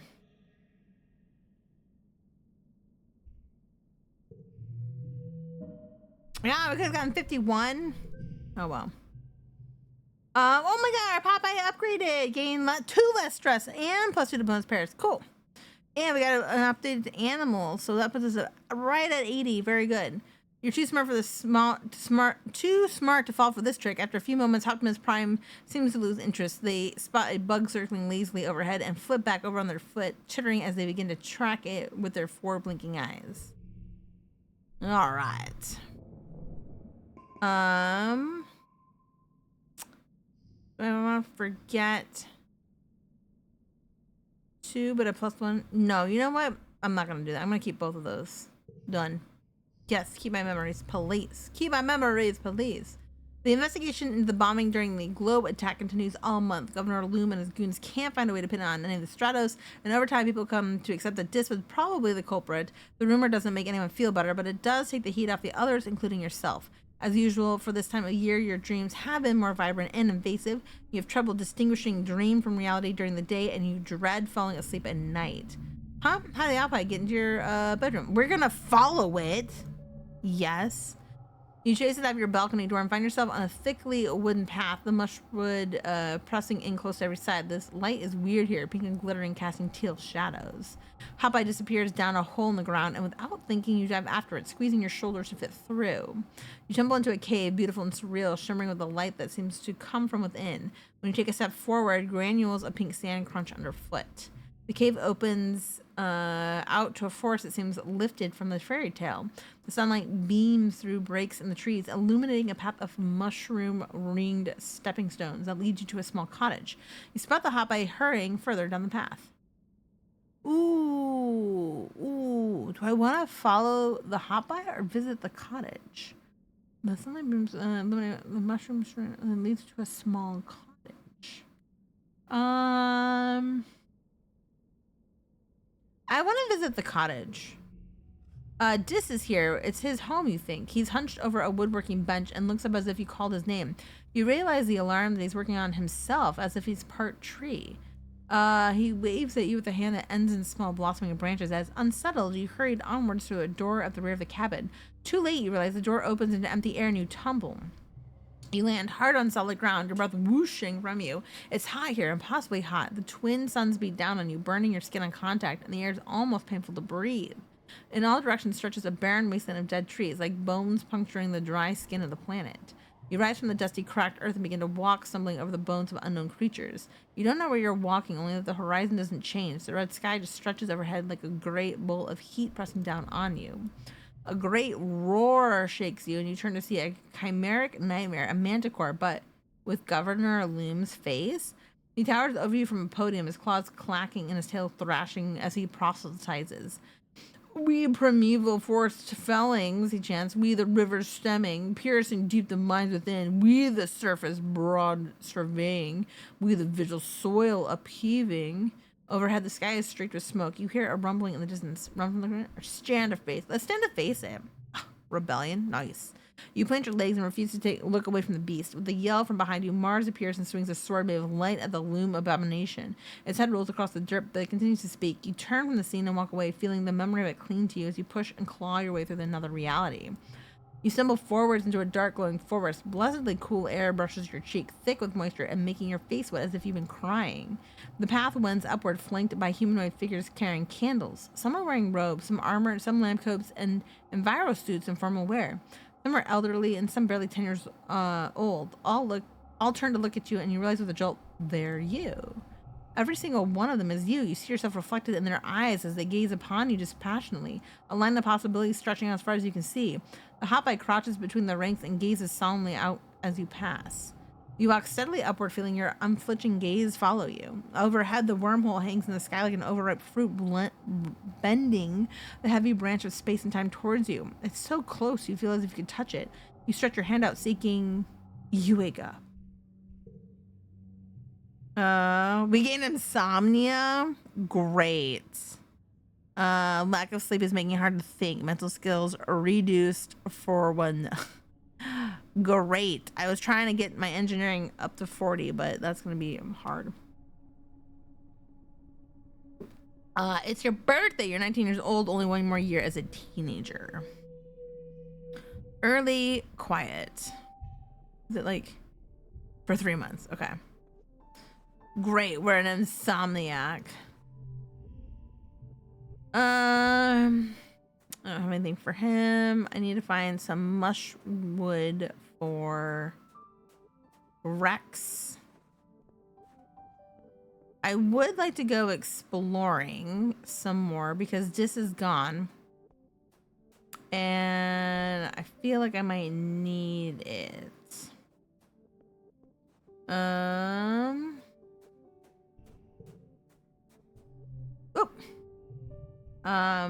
Leave. I don't want to be in there yet. I'm just looking around for some stuff. I want to see if anything dropped, but it did not drop. I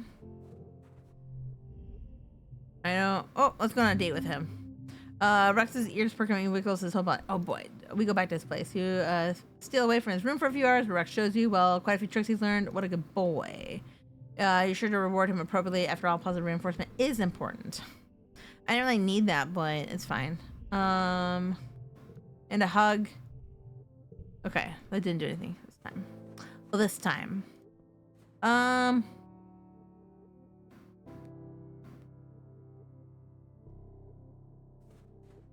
Let's see if we can find this. I'm kind of curious.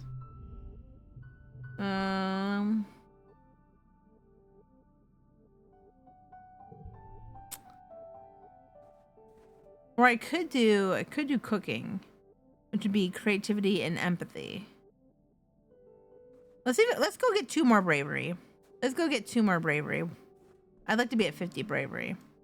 All right. So which one gave us bravery here? That's 2 bravery right there. Perception in animals, perception in biology, and engineering. So let's just explore nearby. Get our bravery up. All right. The colony outskirts. Oh, that's where we're at right now. Yeah, we've done that one. I think we've done all of these before. I wonder if that's why we can pass by him. Can I go this way? Oh, I can go this way. Ooh. Okay. Oh, there's something back there. I don't think we've been back there before. You stop for lunch eating an earth treat grown from your own greenhouse, a watermelon, nice and sweet, like a more solid potato pod. You munch anyway, spitting out the seeds. Let's just relax for now. You sit back and enjoy your midday rest in your beautiful surroundings. Oh, I think if we'd done the other one, we would have gotten... can we not go back there? Okay. Like a combat.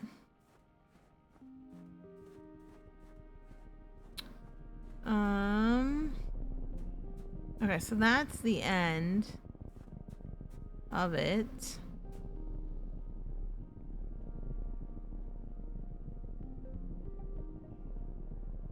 We can do this one and then we can still go through. You've spent so many days and weeks exploring, only you know how to find it. Let's do the bravery challenge. I don't think we did bravery last time. I think we did the other one. I don't know if it'll make a difference.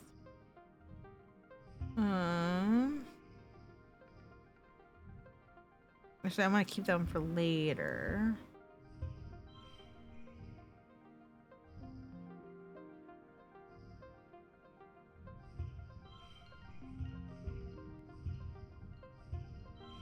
$26.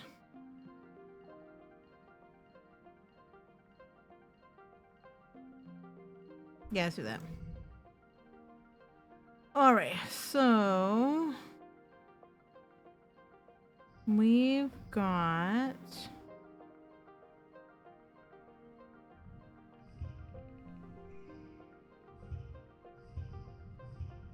oh.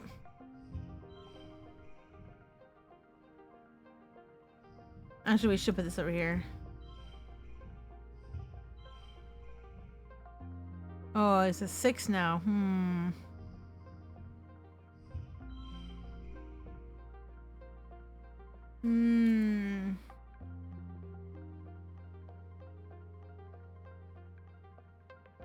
I think we'll get more if that's 27. It's the same actually.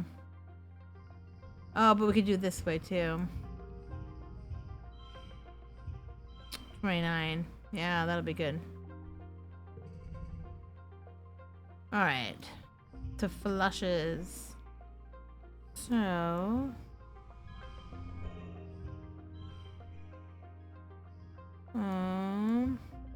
actually, that's not going to be the highest card.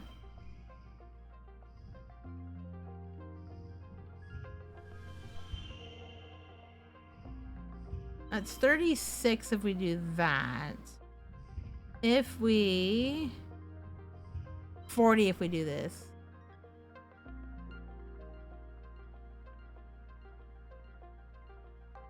All right. Or it's still victorious though. 49 bravery. Right. So, okay, we got some bover fruits. Nice. Keep exploring.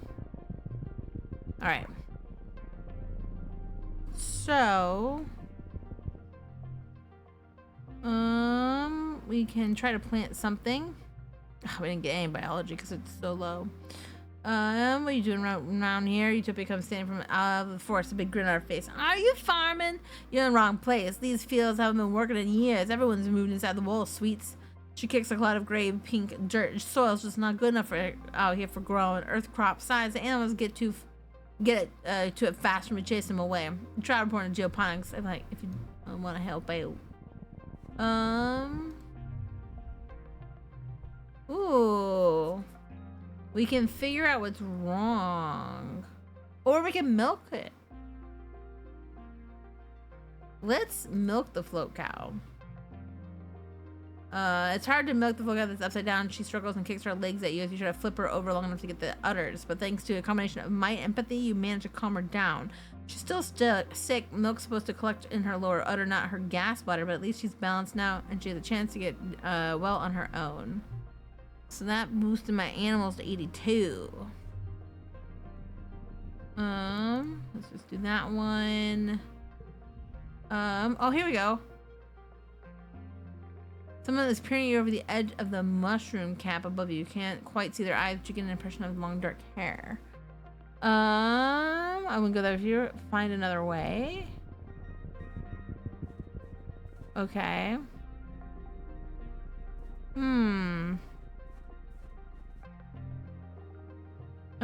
Find something to use as an umbrella.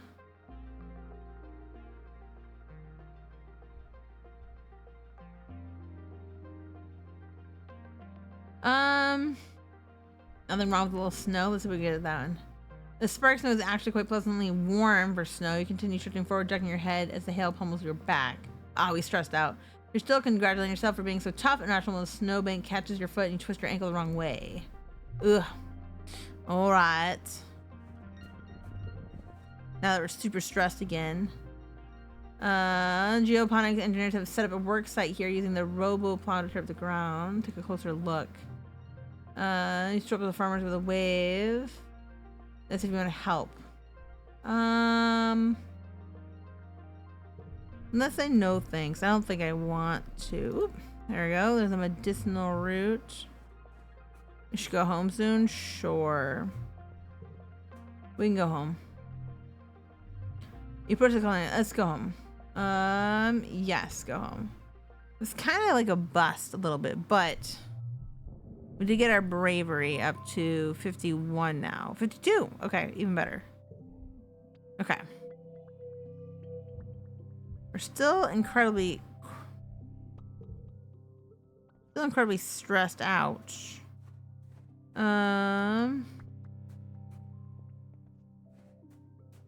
I do have a mush log though. So where is Rex? Here he is. I only got one of them there? Okay. Well, that's what I was hoping for. Need a break. Maybe I'll go to... Let's try the wall. Let's try the wall now that Dis is gone. Relax on the wall. You relax on the wall again this month. Compared to the hustle and bustle of the colony down below, it's pretty boring up here. You look through some of the independent study modules and catch up on some home schoolwork. Hopefully when you go to class again, you'll be a little smarter. Okay, but since Dis isn't here... Nope, that's actually, both are pretty good. I'm gonna keep both those memories. Rex has called a meeting, all interested partiers, his words, to join him for the unveiling of his bar. He's amassed a huge crowd at this point. Everyone's heard about this mission. Nomi's here, of course, bopping around like they're about to explode with pride. Ladies and gents, and those who defy classification, Rex begins making at Nomi. The time has come for this colony to have what it really needs. A place to party. With that, Rex flips on the house lights. The crowd gasps and blinks around in awe. There's so much to see. It's an ambitious bill. There's a stage and a dance floor for live music. There's a bunch of low tables and some cute little booths with red cushions. And of course, there's a bar fully stocked with various liquors. Rex must have been able to coax out of someone's hobby still. Rex drinks and everyone's reaction beaming with pride. Well, don't just stand there, he says. Let's get it at her. I still need my engineering to go up. Get up on stage and sing. Pour your friends a drink. Quietly. Let's get up on stage and sing. I am... Nice. We have creativity for that. 44. Okay. And some friendship with Nomi. Very good. There's a holographic karaoke projector that scrolls lyrics to whatever song is playing. You queue up some old Earth favorites and take turns singing with Nomi. During the day, the place will be a quiet cafe where people can gather with friends and sit and study.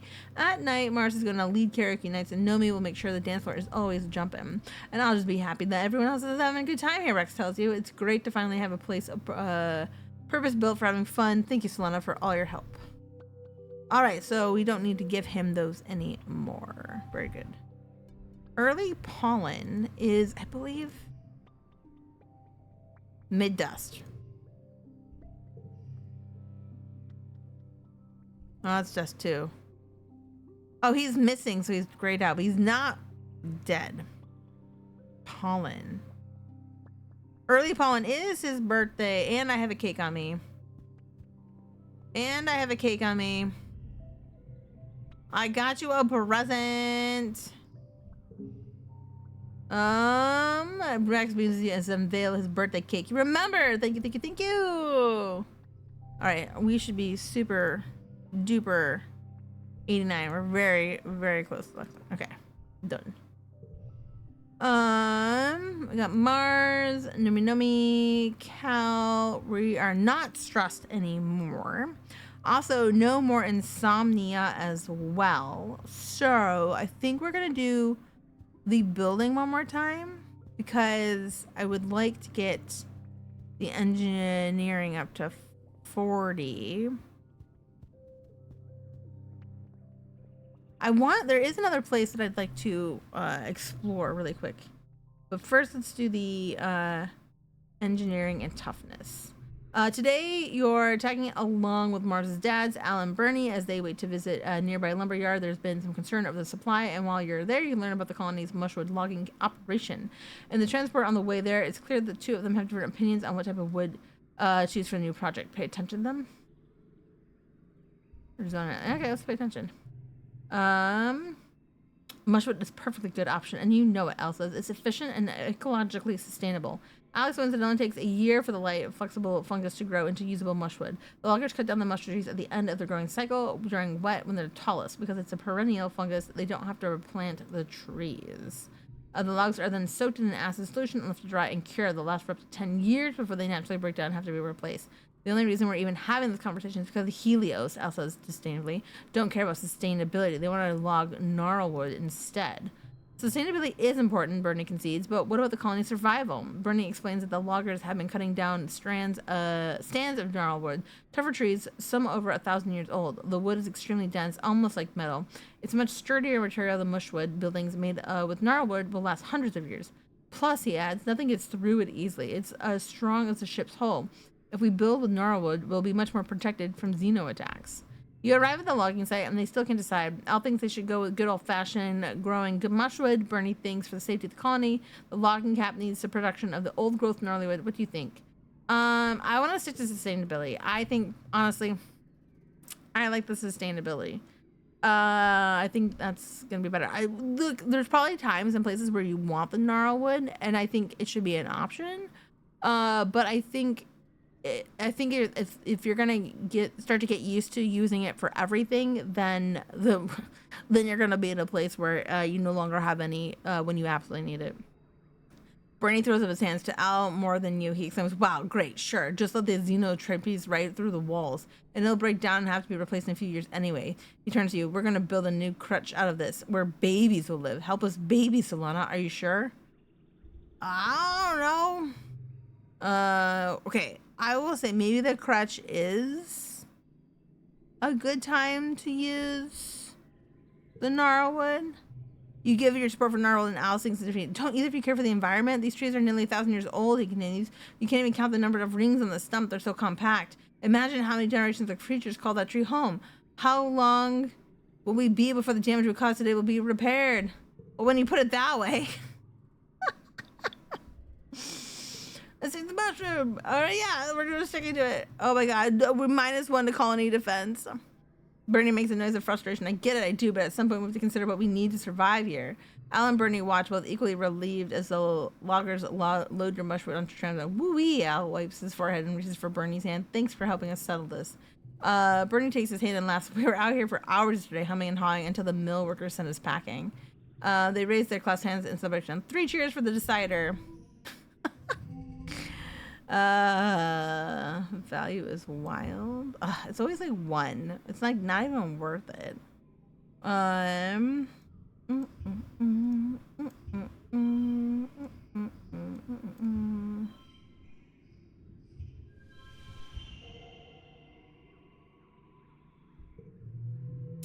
It's okay. Oh, we got 5 engineering. Now we're at 42. Very nice. Very nice. Okay, late mid pollen. All right, so we can talk to, he's got something for us to say. Rex is hanging out with Nomi in a secluded area of the colony. As you approach, you can tell from the first aid kit and Nomi's tense posture that this isn't a casual visit. Please stop fussing, Rex. Nomi pouts, dabbling some ointment under Rex's eye. You have a cut right here. It's just a scratch, Rex protests. He sees you coming over and brightens, sitting up straighter and knocking Nomi's hands away. Hey, Solana's here, he says over loud, and Nomi scrambles for the first aid kit before realizing it's too late and you've seen it anyways. They glance balefully at you, but Rex's self smiles. If it weren't for the purpling bruise under his eye and the cut across his cheekbone and lip, you'd almost think things were normal. What happened? Oh, nothing. Don't worry about it, Rex says, waving a hand. I wasn't watching where I was going, and I ran to one of the unfinished walls around here. The biggest lie I've ever heard out of this dog boy's mouth right here. You're telling me he got a black eye from an unfinished wall? Please. Biggest lie this dog boy has ever told right to my face. Look at how worried Nomi is. They for sure are worried about Rex. Biggest lie this dog boy has ever told me, at least. Yeah, 17 times Nomi mumbles, valiantly trying to tend to Rex's face. You should tell Solana the truth. Maybe she can do something about it. What's really going on? Come on, don't lie to my face. I thought we were in this together. It's nothing, Rex says. Nothing I ain't used to anyways. It just happens sometimes. People get it in their heads that they want to stay on Base's good side, and the easiest way to do that is to beat on someone who doesn't like. Rex shrugs one shoulder, indifferent. It's fine, he says. They'll remember what I'm good at and come sneaking back eventually. It's getting worse, though, Nomi adds softly. I thought it would stop when we joined the colony, but they're even bigger meanies now. Rex smiles encouragingly at Nomi. Vegas is just mad that you and I have real friends here. He hates that he and his bullies aren't the only big damn heroes in town anymore, and that he can't control what people think about us. It makes him feel small, and he hates that. What's the deal with Vase anyways? Rex sighs, his shoulders slumping. I don't even want to bring it up because I'd rather think about the future and not the past, but when we were younger, Vase was just a normal kid like me, and we were both kind of the runs of the litter, but he had a big chip on his shoulder about it and always tried to boss people around like he was actually top dog. I try to be nice to everyone because, you know, that's the pup in me. I just want to play and be friends. And Vase, he did not want to be friends with me. And Rex said he kind of hated me because people liked me more. And Nomi takes Rex's hand and shoots him a little smile before continuing. And then one day I was just hanging out with my friends when Vase walks right up to me and starts picking a fight, right? Like calling me names and telling me I was just faking it to make people like me. My friends wanted to beat him for it, but I told him to stop. And he shakes his head, and I walked right up to him, hands out like, hey, we can still be friends, and that piece of shit just straight up broke my arm. We weren't even fighting. He just got me on the ground and snapped, broke it right here. Rex shows you the scar on his arm, where the bone must have broken the skin. He was dead set on proving a point, I guess, he says quietly. That's why everyone's Vase boss him around to me, as they know he's what he does when he gets angry. Everyone acts like a bunch of heroes, but they're just cowards who'd rather let Vase keep picking on Rex instead of standing up to him and pissing him off. Yeah, he is not like this with everyone, Rex continues. He is nice to people he likes. That's why everyone wants to be his friend. Hot air rises to the top. Why didn't he get in trouble? Rex laughs humorously. He managed to convince people that we jumped him, he says. Like we were going to haze him or something. That's what he told the adults anyway, so that became the official story. Honestly, I just feel bad for Nomi, Rex is looking down. If it wasn't for me, people would probably leave him alone. It's not fair that they get crap for being friends with me. Nomi throws her arms around Rex, who grimaces in pain. I'd rather be friends with one good Rex than with 100 of Vase's bully cronies. Rex relaxes in their arms and hums happily. I'm going to destroy Vase. Rex snorts. Don't think I haven't thought about it, he says, and Nomi grumbles. Hey, I'm not perfect. If I thought about fighting back would do any good, I would have done it years ago. Besides, if I win just because I'm stronger, that's not really a win at all. Besides, Rex says, I'm a colony kid now. I can be anything I want, do anything I want, talk to anyone I want, and Vase can just die mad about it. Despite his bravado, Rex sighs and scratches the back of his head. I do kind of regret what happened, though. Like, it sucked that Vase got to the point where he thought the only way he could get respect was by being a bully. I mean, he's a douche and a half, but Nomi thumps Rex on his shoulder. You don't have to defend him, they chastise. I'm not defending him, Rex says, spreading his hands. I just think that sometimes, like, if I could see he was hurting and been a better friend to him, I could have changed his whole life. I'm thinking about how different things would have been growing up on Helio if he wasn't the friend who got away. Rex mutters up a smile. That's why I try not to let it get to me. It doesn't matter what Vase does to me. You can't hurt someone who chooses not to feel pain. He's gonna get his fool ass killed someday, and I'm gonna be right here. He reaches out and takes your hand, and Nomi takes the other, so the three of you are linked. And I have everything I need. Oh, whoa. Everything we need. Mid-dust. Okay.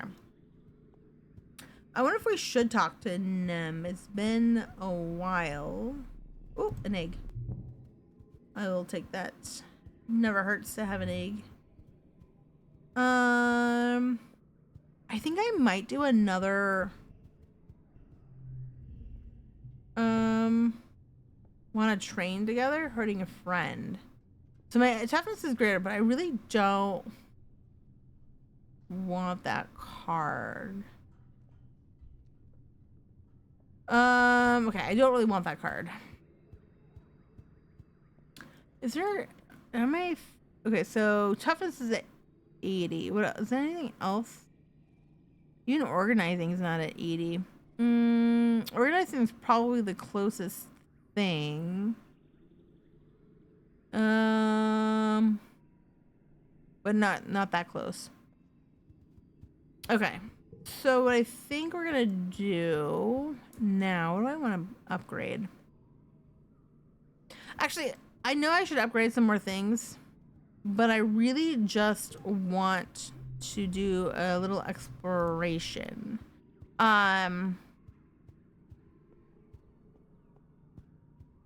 want to go back out.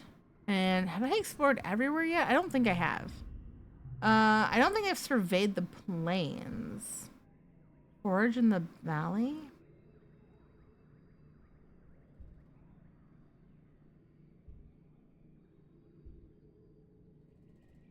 Oh my god, there's no more friendship with this. But I don't remember if I foraged in the valley or not.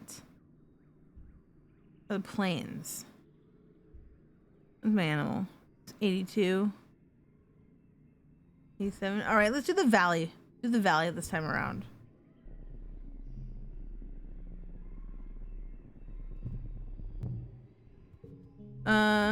Utopia agrees with you as warmly as you muster for your first expedition on the foraging game. So Lana, I'm glad you can make it.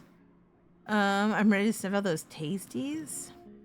Good luck hunting out there, she says, handing you an oversized backpack, more like the basket than a pack. Use your hollow palm to identify edible and medicinal plants and just throw them here. I'll sort them back at base camp. Oh, and keep on the lookout for creatures. It's pretty peaceful out there in the valley, but even a little bug will get you if you're not careful. Go slow, pay attention to your surroundings. If you're unsure about something, don't approach it. Stay on the path and don't get lost. We don't call it the valley of vertigo for nothing.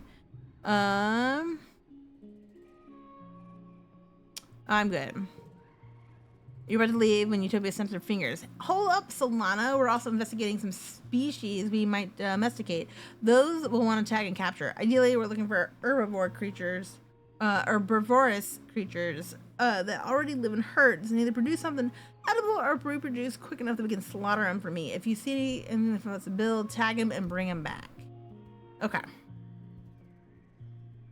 Wow, I have to go down. That makes sense. It's a valley. It's a valley. I did not come here before. That is a new animal, actually. You come across not just one Vricky, but a whole swarm of them, mostly just baby ones about the size of your head. They're all amassed around a massive tree scurrying up and down the trunk. When you can see the tree itself under the swarm, you notice it's the same pale pink as the baby Vricky. Its tentacle-like roots meander a fairly large distance before plunging into the ground. When the Vricky see you approach, they get agitated and they look hungry. Definitely hungry, like a dozen of hungry, grapefruit-sized, furry pink spiders, the stuff of nightmares. We can fight them, or maybe they're not so bad. Maybe they're not so bad. You walk up to the tree and put your hand out. The baby Vricky swarm around the tree trunk. I'm very upset with you, but they calm down when they see you aren't doing anything. There's an unmistakable thrum of life in your hand, not just from the proximity of the baby Vricky, but from the tree itself. It's warm and leathery, and you can feel something like a pulse. It's alive? It seems that this tree is itself a Vricky, just in a different phase of its life cycle. Does that mean the little clusters of fruit in the branches are Vricky eggs? Or maybe cocoons? There's so much you don't know. But you do know that the nursery tree is a special place. There's nothing to forage here, though. These ravenous monsters have stripped everything edible from a wide radius. You move on. Okay, I have to keep going this way. All right, another Vricky. I might want to come back to it, but I want to see if I can find something else that I haven't seen before. Let's go. Oh, what's that? A yellow flower? Okay.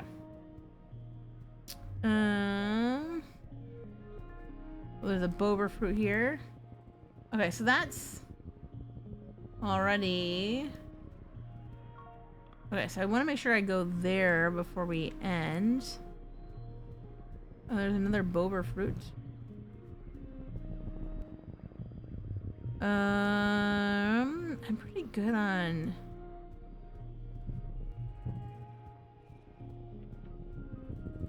Oh, there's that thing up there? Oh shit, we just ran right into it. The Valley of Vertigo spans a huge and relatively safe area, so it's rare to see other foragers out there. It's surprising then to come across Utopia and two other foragers crouching in the underbrush. Solana. Utopia hissed, beckoning you over. Get over here.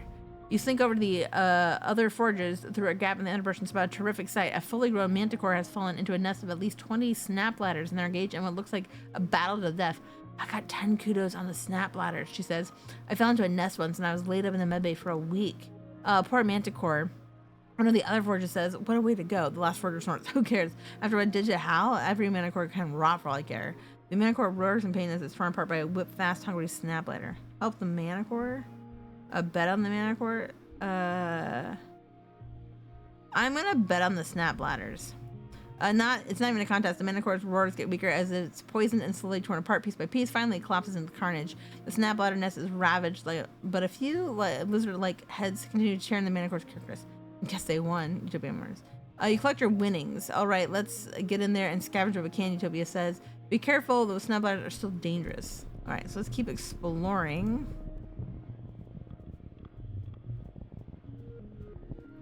All right. A bristle slug is rooting around in the underbrush. It's like a little porcupine with no legs.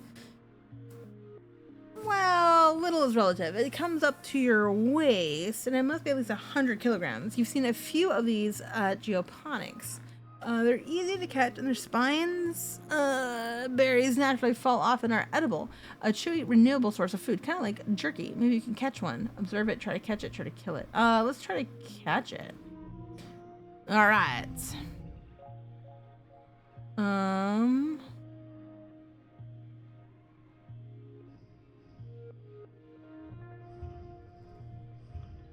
Let's use this first.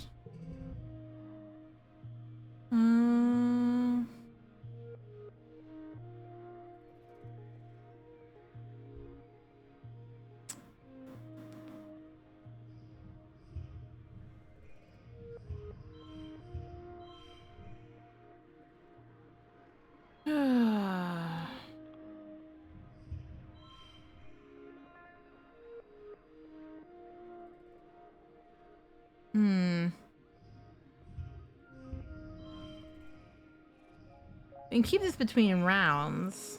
That's already better.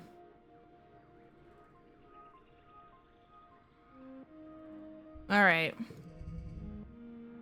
Next round we got.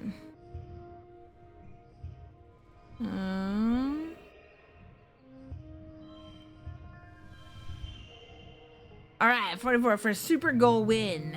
We could have gotten 3, but we're okay. Actually, we might. 86. Well, I guess we won't max it out, but we'll get close to maxing out animals. You're pretty sure this one's a female because it has bristles on its butt as well as its head. Her eyes are a deep green. You think you'll call her Emerald. She seems calm in the net, like she isn't too worried about where she might be going. You crouch down with a clump of leaves and she sticks her muzzle through the net and eats them right out of your hand. Her whiskers tickle. You pat her forehead and pack her off to Geoponics barn so you could go visit her there if you'd like. Oh, we unlocked tending animals in the Geoponics. How very cool. Dun.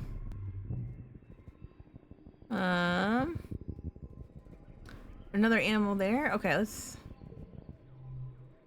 Your path is blocked by a massive 8-legged zoofauna, something between a spider and a squid and a bear. It's in a rage, grunting furiously and bashing itself against trees and rocks at random. You duck and hide as it glares in your direction, its breath heaving and dazzling eyes gleam with madness. You remember a creature in your bestiary of the sort of sounds like this monster. They were called Ricky, but were much smaller. You don't exactly have time to look it up now.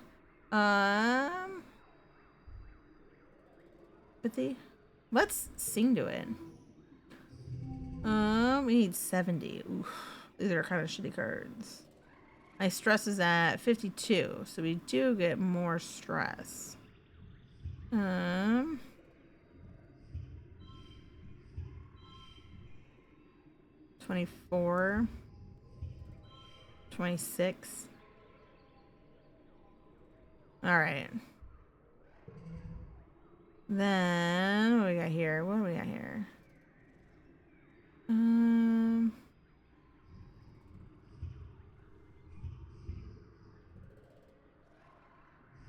Well, maybe.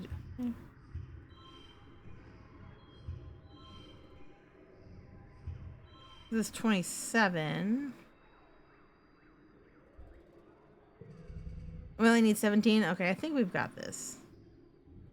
5, 4.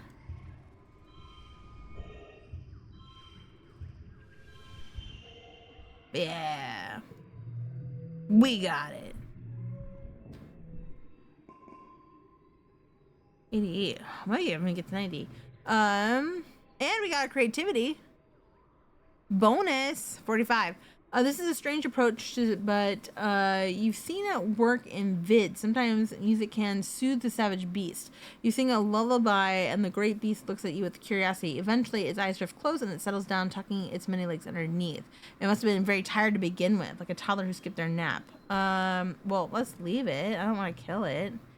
All right, leave the creature and we move on. These are kind of like big deals.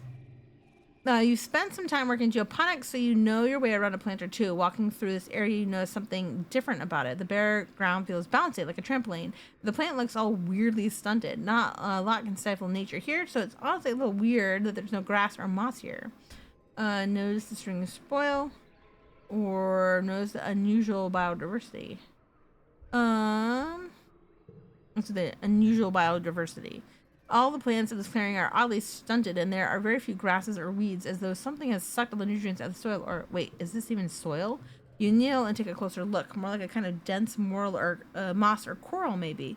You press a hand to the moist, squashy substance. It smells sweet and starchy like cake.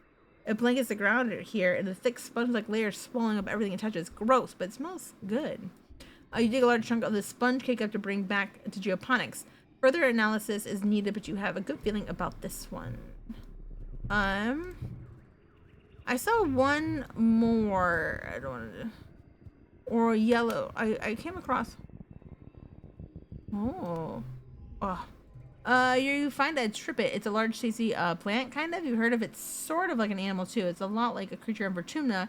Kind of defies classification. Whatever it is huge. It's practically taller than you are. Harvest some stalks. You start breaking off the freshest and youngest looking shoots. The plant shudders. Analyze the shutter. All right, we need 70 here.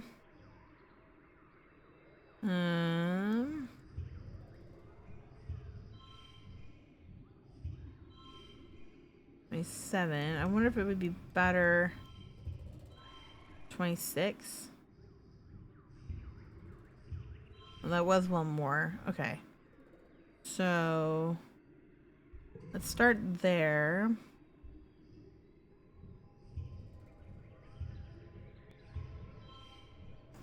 Oop. 36.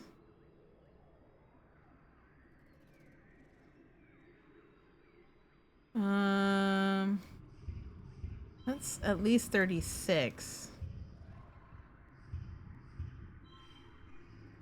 But that won't give us anything. So yeah, we might as well.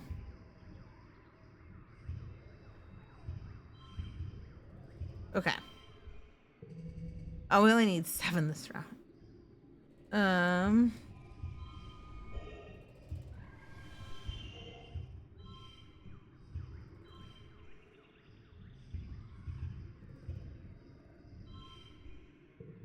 I'm gonna over. Oh, it wasn't even overkill.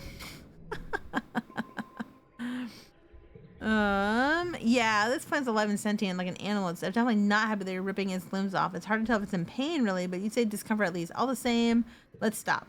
Yeah, no, something about what you're doing just feels wrong, and you make a note on your map of where it is, but oddly, you never find it again. Okay. There is one more thing I wanted to do. Not that. Okay. This one. You spot a hotbite nest, just like Tangent asked you to find. There are 9 eggs inside, all packaged up what looks like delicate spun glass cocoon. You don't see the parents. Let's steal some eggs. You break a little hole in the cocoon and put 3 of the eggs in your bag. They're a little gooey. You hope they don't break. You turn to leave and come face to face with an adult hotbite. Understandably, it looks spitting mad. It drums its powerful foot on the ground in warning.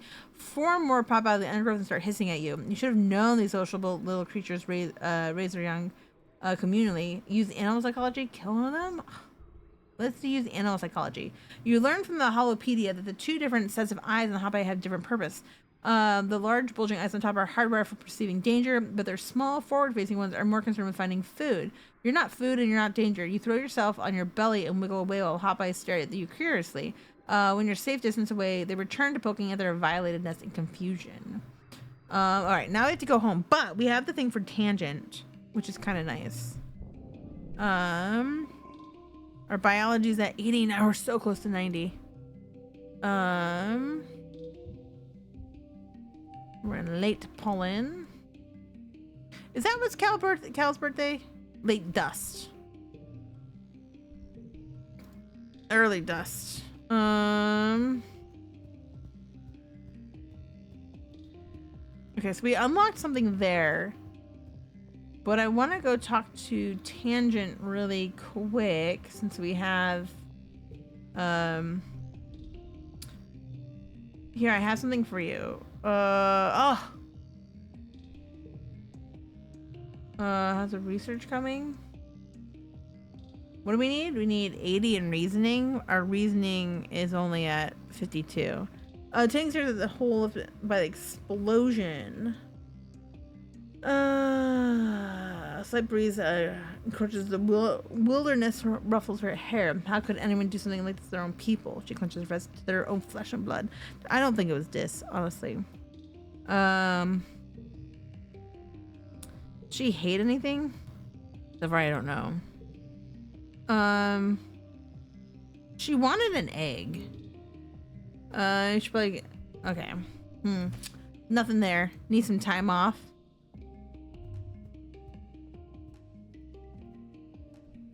Need some time off. We are stressed out. Value is wild. All right. And engineering. All right, 92. We are gonna we're gonna be able to. 43. Okay. We are gonna be able to, hopefully. Can I? 2 again. We're so close. 94. All right. I want to just see. I mean, I guess we could. Tending the animals. It doesn't say it's. Let's relax in the park again. Your mother's white astrantia flowers are flourishing in the garden and everywhere else too. They've really taken to something in the soil here. You even see them outside the walls. Something must be carrying their seeds out towards the wilderness. All right, we took our month off. I'm gonna get rid of this one. Let's forget about being a baby. Okay. You find Tangent in engineering and set down the bag of squelchy, goopy, hot by eggs. Her eyes go wide. You found them, she exclaims. That's wonderful. I was beginning to think you'd forgotten all about my request. She reaches the eggs but stops. Wait, what is that sound? Are they? They are. You will hear a wet, cracking sound coming from the bag. You're about to witness the miracle of life for Tumna style. What do you do? Yeah, let's analyze the process. 2 to animals again. 94. We're actually pretty close to leveling that up as well. Actually, that's the one I was going for. You pull out your hollow palm and prepare to take notes. Why I missed this opportunity? You and Tang watch and wonder as the gel-like shell of the largest hot-eye egg splits like a ripe melon in the sun, spilling out a tiny squirming pink baby in a small puddle of amniotic fluid. You watch the last 2 eggs intently, but through the clear eggshell, you can't see any movement inside at all, not even a heartbeat. It's okay, Tang. We only need 1. Tiny Appa is on his feet, well, foot, within minutes. Taking cautious little hops on the sleek surface of the lab bench.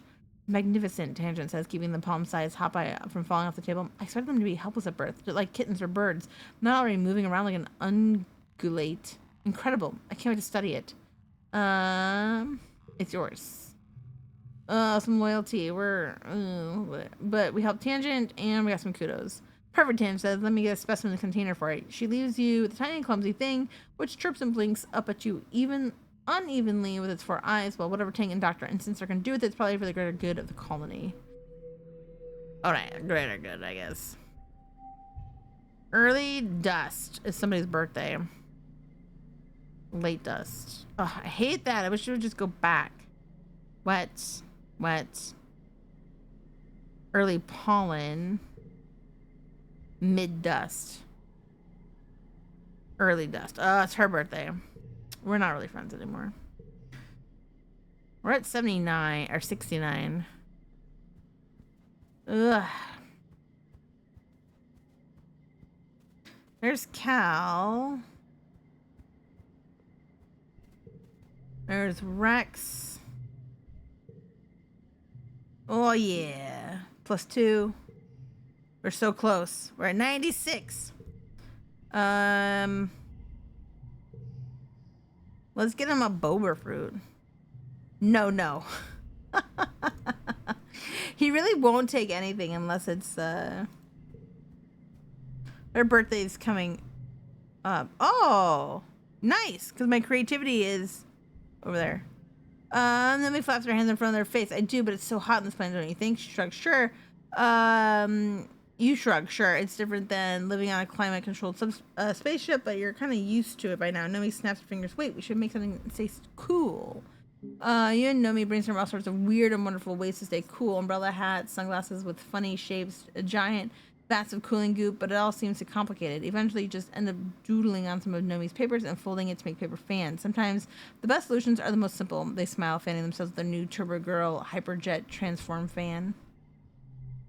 Nomi's in their usual spot. I wonder if we get it. Oh, we just hit 30. That's why. In their usual spot in the lounge, surrounded by their steadily growing collection of body pillows and stuffed animals. They're curled up with their arms around a giant plushy creature and seem to be scrolling listlessly through the movies available in the colony media. You okay? No, Nomi pounds. I've been betrayed. I finished all Maid Stalker Aries and it ended on a cliffhanger. They tip over onto their side, clutching their plushie to their chest in anguish. I didn't know that Stratosphere had left Earth before the series finished airing. Nomi whines. You have every episode except for the two-parter season finale. They bury their face against the plushie. No, I'll never know how it ends. They sniffle. It's not fair that we'll never have any new shows to watch. It isn't about the show, is it? Maybe we can make a new ending.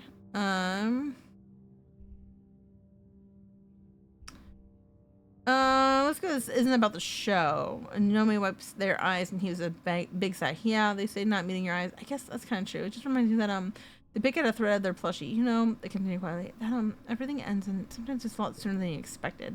When I got here, I remembered I was looking at your huge media library and thinking, wow, Galactic, I'm never gonna run out of things to watch. I felt like the whole world was still ahead of me and ready to be discovered. A new planet, new people, a new life. Nomi digs their fingers into the plushie. Now it feels like everything's just on fire all the time and everyone's always on my case behind me to grow up. What's so bad about being innocent? Why does everything have to be so grim all the time? They wipe their eyes again angrily. And I don't get any more episodes of this stupid show I like. It's not fair. I get it. It's hard. Nomi nods, her chin wobbling as they try to keep it together. Yeah, they say, tipping their head up to the ceiling and trying to put on a brave smile. Thanks for getting it, Solana. I get it, Nomi. We'll get it. All right. I guess we didn't really want it, but it will give me a friendship with them as well, I think. Nem always says you never go easy on her, so this time you don't. You go after her with everything you've got. 2 friendship, and 1 toughness, which is at 8th right now. Time she finally taps out, you're both breathing hard. You let her up, and she touches her fingertips to her eyebrows, startling when it comes back. Whoa, she says, you really kicked my ass. Good job. Good job. You're catching up with Nam between her drills, and she looks over your shoulder and frowns. Noon's bloody apple, she curses, seeming to shrink behind you. She's here again. You turn, and at the other end of the garrison, you can see a small crowd of young soldiers forming around Chief Steward Antecedent. She's handing out lunch tiffins and doling out hugs to anyone who comes within melee range, which is quite a few of them. You've noticed just from hanging around the garrison, even some of the transplanted Helio soldiers have started calling her Auntie. This must be why. She comes here every couple of days, Nem grumbles. Like, we're still kids in the crutch playing in her skirts. It's so disruptive. Eventually, the crowd around Antecedent thins, and she makes it over to you and Nem. She greets you with a warm hug. She smells nice, like flour and yeast. Hello, Solana, she says. Have you eaten? Not yet, Auntie. She smiles fondly and hands you a tiffin that's still warm. It's important to keep your strength up, my love, she says, and pats you on the cheek. Antecedent turns to Nem. You can almost feel the temperature in the room drop several degrees as Nem sternly stares down at her mother. Antecedent's smile grows thin, and she clutches the handles of her basket. How about you, Annie? Have you eaten? Do you need... Nem scowls and crosses her arms. I'm fine, she says, cutting off her mother. Just like I was yesterday and last week, I don't need you to manage me. If you're sure, Antecedent responds suddenly, it's a mother's job to worry, Annie. She reaches out to lay her hand on Nem's scaly cheek, but Nem jerks backward and slaps her hand away. Oh yeah, Nem retorts, you just sit around and worry? It must be nice. I bet you'd like it if that was all I did too, huh? If I quit being a soldier and spent all day cuddling babies and wiping noses and fixing clothes and like you did, I'm nice and safe in the crutch forever. No, but she's your mom. Nem turns her straight for calling you. Stay out of this, Solana. I've never thought that, Annie, she says, laying her hand on her arm. I worry because I love you, and I always will. I'm just doing what I can to keep you safe. Love doesn't keep anyone safe, Nem exclaims, raising her voice enough that some of the soldiers turn their heads to watch. Her thunderous expression convinces most of them to get back to their business. Nem clenches her fists. Love didn't keep calm safe, did it? She says, her voice breaking. There's no amount of love or worry in this whole stupid planet that can do that, so you should just stop, okay? Stop or do something actually useful. I'm never gonna be like you. I'm gonna fight. Oh no. Vase peels off from his unit and jogs over to stand beside Nem. You okay, babe? He asks, putting his hand on Anemone's shoulder. She covers it with her own and angles her body toward him. Yeah, everything's just galactic, Nem mutters. My mom was just about to tell me again how much she wishes I would give up being a soldier so I can pop out babies and be safe. And then Anestina sputters, trying to explain herself, but Vase beats her to it. Anemone is an exemplary soldier, Chief Steward, he says calmly. I know it's hard for a mother to accept, but we're all much safer for her service in the colony. He puts one finger on her Nem's chin, talking directly to her. And remember, Nemi, blah, blah. I don't like it. That we exist to protect people like your mother, to preserve the bond between parents and their children. Vase gives Anestina a stiff smile. If stars align, one day we won't lose any more sons. A soft "oh" escapes Anestina as she bursts. Oh, you're the good ones, aren't you? She says, clearly trying to not cry.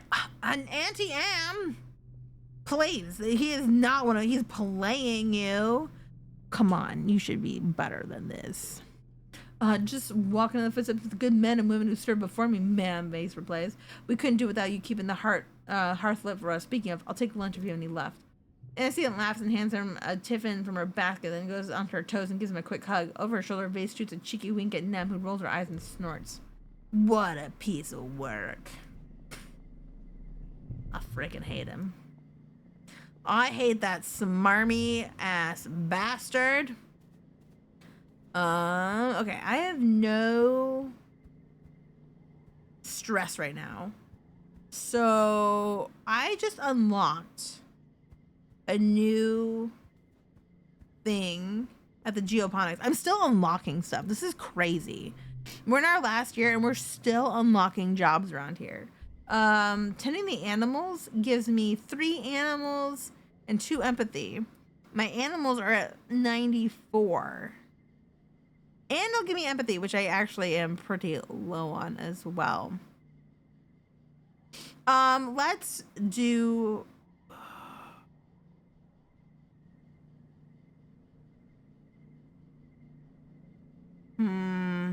Let's do that. We can do 1, tend the animals. I want to see what it's like. And then I think I want to do another exploration. Hey, Solana, Kyle calls out to you. I heard you're gonna help out the animals. Get it? Heard. He leans on his rake and laughs, clutching his stomach. Did you know I learned that from your dad? Man, he was so funny. His laughter trails off, but he musters up a wistful smile. Your dad taught me a lot about taking care of the animals, and now I'm gonna teach you? That's pretty cool, right? Cal introduces you to the float cows. I know they're cute, but these ladies aren't pets, he says, scratching their noses. They're livestock, and more than that, they're not really domesticated like our animals back on Earth. They're more like tame. Cal spreads his arm, but until then we got all these guys. Who do you want to meet first? The brittle slugs, the float cows, sugar bugs, the tribits. I don't think we should eat animal stuff. I want to see the sugar bugs. Cal takes you to the row of crates where the soft, squishy sugar bugs are all clumped together in the moist muck. These guys are pretty cool, he says, picking one up. The pits perfectly fits in his palm. They're a colony just like us, and if you tickle them, you get... He brushes his fingertips along the top of the sugar bug, and you get a jet of gooey stuff that comes out. Sugar bug syrup, he says. Pretty neat, huh? Okay, let's go back to the brittle slugs. Oh yeah, we got a ton of them, he says. They're great, slow and gentle, and easy to catch. Well, you already know. Don't let the spikes fool you. They're actually really cuddly, and don't mind it when you pet them. It actually helps them. In the wild, they'll be scratching up on all sorts of things to knock off these itchy berries. He scratches up his nose. They're not really berries. They're more like eggs. Well, they're like berries, though, because they're sweet. And you know what? Never mind. Vertumnate animals are pretty weird. The float cows. Cal gestures to her to float cows. Here they are. Cool, right? And pretty gross. Your dad laughed at me when I called their milk like pee, but it's not milk, you know? He makes a face. I guess it's not any weirder than when people used to drink cow's milk. I mean, who's the first guy to decide to do that? Gross, right? We figured it out that we keep feeding them what they'd be eating during pollen, and we'll keep making milk year-round. Makes them heavy enough that they don't float away. Otherwise, we'd have to keep them on leaves like balloons. No joke. We thought these guys were just plants from the first couple of years. We transplanted them from the wild into the greenhouse. But I guess that was just part of their life cycle because it turns out they're sentient and can move around and stuff. We moved them out of the greenhouse and into the barns, but we don't really treat them any differently. They mostly just sit there. Let's get started. I don't want to, like, ruin my friendship with Cal. How he goes, yeah, about that. We need someone to muck out the float cow stables. They might not float, but their poop sure doesn't. He shoves his hands to a shovel. Have fun. All right. All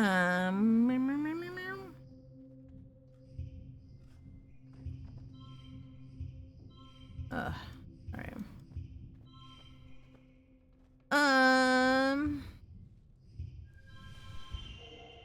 Look at that. Win. We're victorious. All right, my animals are and 2 to empathy. Very good. Animals upgrade pet card via relaxing in the park.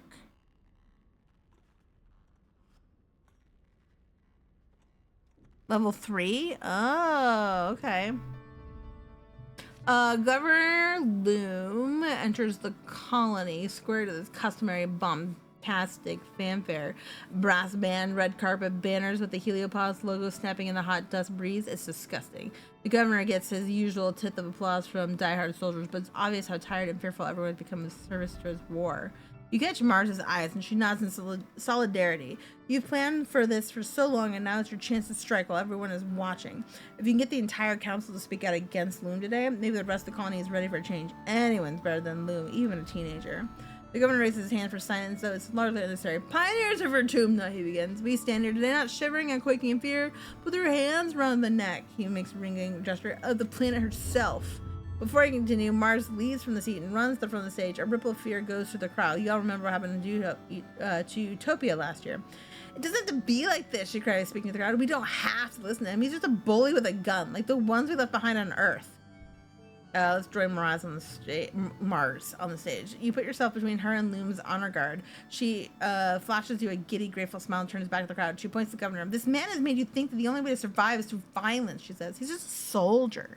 You're not even a good one. Violence only makes weak men feel powerful. She turns to the council. He's not powerful. We're powerful. We broke free of Earth. We broke free of the war and bigotry and inequality. And we can break free of him, too. Please, she urged. Stand with me. Reject Loom and bring into this new era. A colony led by someone born among the stars.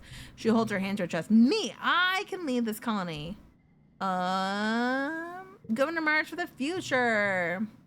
The buzz of the crowd is deafening, like a swarm of bugs all chipping together. Some of the council members are nodding, but it isn't unanimous.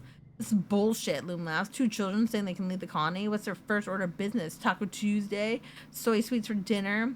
He waves his hand dismissively. Have you stupid vote? We'll let the council decide. Out of the corner of your eye, you can see his guard with their weapons lowered, just waiting. Some of them look as interested in the change in leadership as you are. If you have the council behind you and Loom supporters in the military could fall in line, you might just win. But the council deliberates. You and Mars claps hands and tensely awaits the decision. Council shuffles off to the side and deliberates. To your relief, they come back to the decision quickly. They must be unanimous, or the centrists of the colony won't rise against Loom. After a minute, Instance looks up from the group and shouts, "Someone get that man off the stage!" Loom starts to laugh, but stops when he realizes that his own honor guard is coming up to the stage to cart him away. Wait, he says, his arms are held behind his back and he's taken off stage. You can't do this. I'm the governor. I'm the leader of the godforsaken colony. You search the crowd for any hint of dissent. The soldiers are uneasy, but everyone else just looks tired and relieved. You can't believe that all it took was a few kids to point out the obvious. The council returns to positions and Instance remains standing. We decided to reward these young patriots for their bravery by accepting their bid for leadership, she says to the crowd, on a trial basis. She gives you a meaningful look. We're pleased to recognize our new governor. She turns to Mars. Marzipan! Mars shrieks and jumps up and down, then gives you a big hug. All right, only 2 friendship for that, Mars? Come on. I thought we were better than that. We did it, she squeals. We really did it. Thank you, Solana. Mars releases you and waves at the crowd as they cheer her name. She looks overwhelmed but bursting with happiness. Seek shuffles forward and directs Mars to replace her hand on her chest and repeat after them. Watch the swearing-in ceremony. Mars swears on her honor to act in the best interest of the colony and to uphold the tenets of the Vertumna group. Peace, understanding. Excuse me. Peace, understanding, and harmony with the planet and each other, not just for herself, but for generations to come after her. It's official now. Loom is old news. You won. The 2 factions of the colony regard each other carefully on one side. Those who went along with Loom out of fear, either of him or Vertumna, are cautious, unsure of what to do now that the leader's been disposed. On the other, the peaceful faction can't quite believe their nightmare's over. Mars sees this and directs Loom's military band to start playing something festive. I know we've been through a lot, but we've been through worse, she says. Tonight, let's just enjoy being together again. Let's eat and dance and celebrate. After the politicking is over, the crowd adjourns to the feast tables and eventually the dance floor. The sun sets on the long day, the heart breaks, and the party continues well into the night. After the festivities, Mars gives everyone 2 whole weeks off for a much needed rest. She spends the time meeting with every colonist individually, and it does a lot to endear her to the people who are still hesitant about having a teenager as governor. All right, get out of here, Loom. Get out of here, Loom. All right, upgrade via relaxing in the park. And we've been, oh, because I've been enlightened by mastering a skill. Perfect. I want to focus on brain things for the next 3 months. 1, 2, 3. I guess, okay. So I could do more biology. If I do biology and reasoning, that would be good. Organizing would be another good one, but I'm pretty far off. What do we got here? We've got biology and organizing, both of which are blue. So there is that. Okay. And that's just biology and toughness. Okay. Let's leave. Oh, there's something back here. It's a medicinal root. Okay.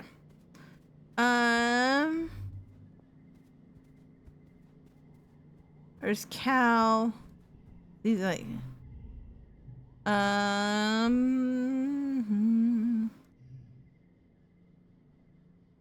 we don't know what he dislikes. He likes the cakes, the eggs, and the bobber fruit. We haven't given him a medicinal root, I don't think. Okay. I don't think it. Late dust? Oh shit, we missed his birthday. God dang it. We missed his birthday. Yeah, I didn't do anything. Yeah. I love hugs. Okay, Mars. You got a summons to report to command to Mars's new office. Woo! Look at her. What a tasty treat. Just like marzipan. You find her reclining in the captain's seat, formerly Governor Loom's chair, idly flipping through her notes on her hollow palm. What a sexy beast Mars is. Mars waves away the hollow screen and leans back to consider you. Solana, she smiles. Just a rebel I want to see. But first, you're not going to lead a mutiny against me now, are you? Of course not. She stands suppressed, kisses to each of the cheeks. That's exactly what I would say in your position. She turns and looks out the windows overlooking the colony. Actually, I called you here because I haven't had a moment to myself since Vertumnalia. We knew Loom was a real piece of work, but every day I seem to uncover yet another problem he's just letting fester. And the department heads she has, have them treat me like an interim governor. Good enough to oust Loom, but not enough to stick around and do the actual work of the governor in his colony. We'll come around. We'll do what we can the time we have. Oh, no, she didn't like that. Oh, Mars runs. I guess you're right, she says. It's the way this colony operates. Just survive until the food runs out or until the animals finally destroy the colony. Just survive until we can vote out Mars. I don't want my time as governor to just be about survival. Oh, it should have been like, they'll come around. She gestures you to come and look at the windows of the bustle of the colony below. I just want to thank you for everything you did to get me here, she says seriously. Uh-oh.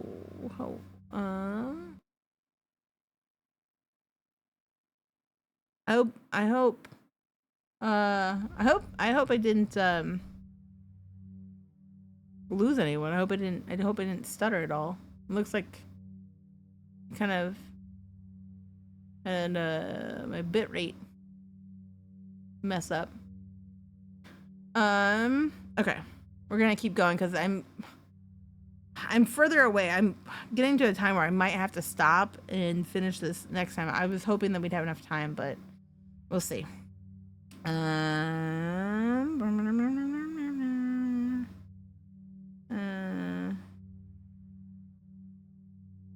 Okay. Far below, you watch the team gearing up to head out to an expedition. There's construction happening on the next phase of residential units. A group of toddlers, the first children born on Vertumna, across the colony square like a herd of Hopeye. Everywhere you see the bustle of thriving, healthy colony. It's all mine now, she says, instead of sounding boastful. She seems almost scared of the prospect.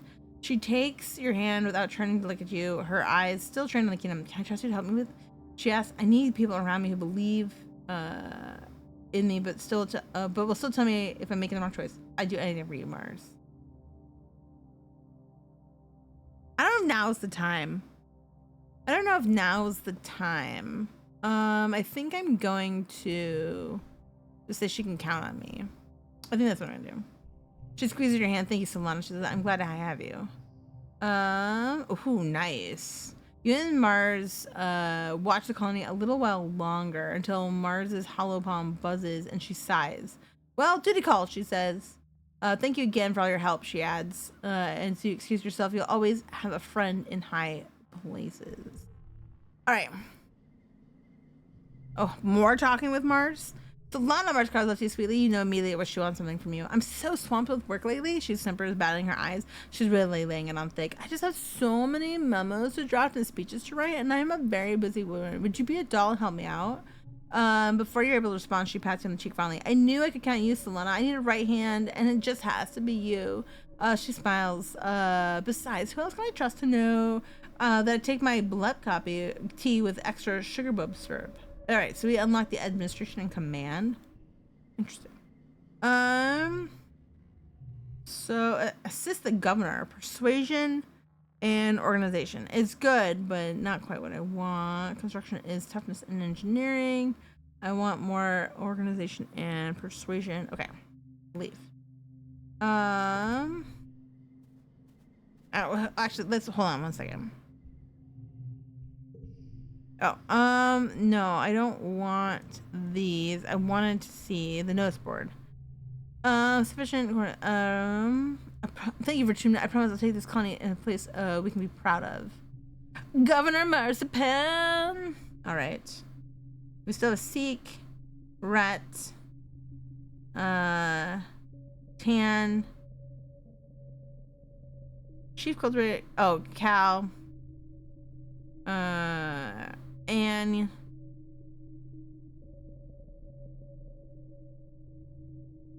Levacious and second security officer Levacious.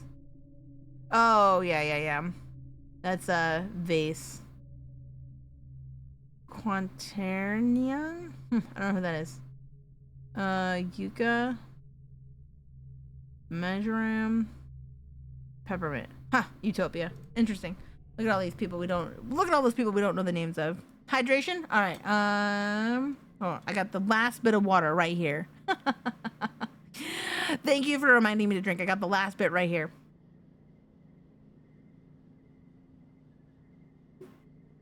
I appreciate that. Alright. Okay.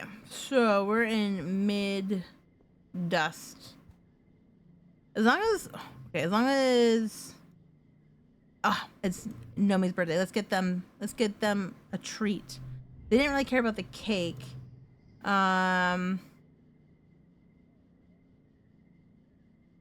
Would they want a yellow flower? Okay, they don't really care. They dislike the medicinal roots and they like the crystal clusters. Our friendship is kind of, it's okay. It's like not the best, but it's not the worst. Tan is over here. Yeah, there's nothing there. So I think the thing we might want to do might be more bio and empathy. Yeah, tutoring children is reasoning and empathy.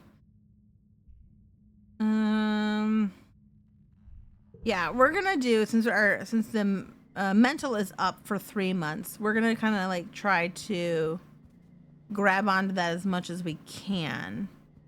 Let me just make sure that I'm just like waiting to see if Disc comes back. Yeah, we have no confirmation that he's dead, but we don't know that he's not dead. Okay, here we go. Let's the xenobotany will give us bio and organization. Okay, let's try to max that out. If we can max out biology, that would be amazing. You've been studying the sponge cake you found out in the Valley of Vertigo and the oddly squishy trampolini ground. As you suspected, is a rare type of fungus. The analyst branch tells you it contains edible starches. Once dried and processed with a maturing agent, acidic spark snow would work nicely. It will make a wonderful flower. The challenge now is to cultivate it. It multiplies quickly, and you've seen how it stops anything else from growing near it. Put it in a back field.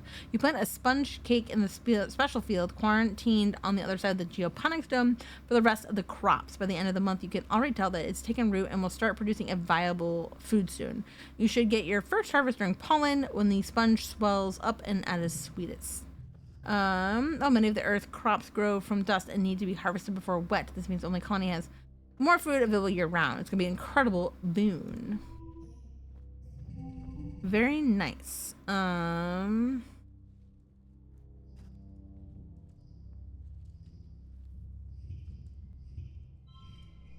don't have. That gives me 39, but I have a feeling we can do better than that. Okay, I'm gonna do one more thing. That's not even enough. Okay, fair. So what we're gonna do here is change it there. But then we lost the straight. Oh well. Well, I guess we just win. I guess we win. Biology is at 93. We're so close. My organizing is up to 72. Very, very close. Very, very close. All right, let's just do a quick little round to make sure. We're in late dust, which is Cal's birthday, but we already gave him something, so we can't give him another. Oh, okay. He likes a bunch of things. We can give him an egg.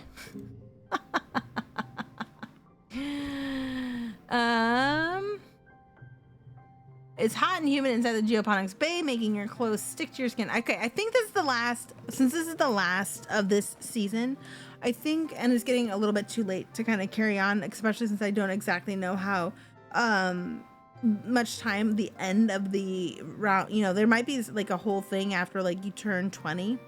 Or I don't even know if we get to turn 20, honestly. So I think this is going to be the last month for the stream.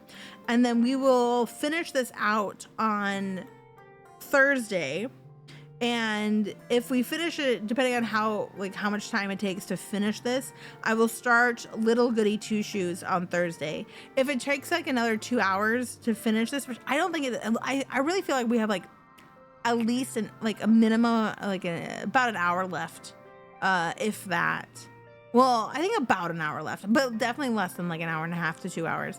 So if this only takes like about another hour on Thursday, I will start Little Goody Two Shoes. If it's longer than that, well, we'll play it by ear. But I'm gonna have to wrap it up after this month. Just a little heads up, everyone. All right.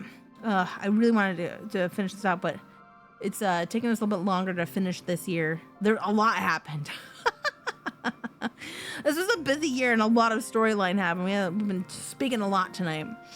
It's hot and humid inside the geoponics bay, making your clothes stick to your skin as you look around for Cal. Eventually you see him, his back turned to you as he lifts bags of fertilizers into a wheelbarrow.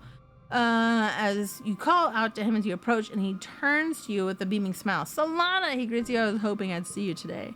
As you open your mouth to respond, you hear a quick, quiet crack from a hiss nearby. Oh, do that. Watch out, Cal says, stepping between you and what you realize too late is a humidity sprinkler. Cal laughs as he's blasted by a cloud of mist. For one perfect moment, he looks as if he's been outlined with 1,000 rainbows.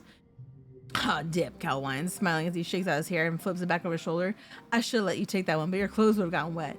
He stands up straighter as your gaze passes over his body. He's really grown into himself. This is a thing. Before your eyes, a drop of water bravely winds its way from the rise of his chest and down the rippling muscle of his abdomen to where it disappears into his shirt tied around his waist.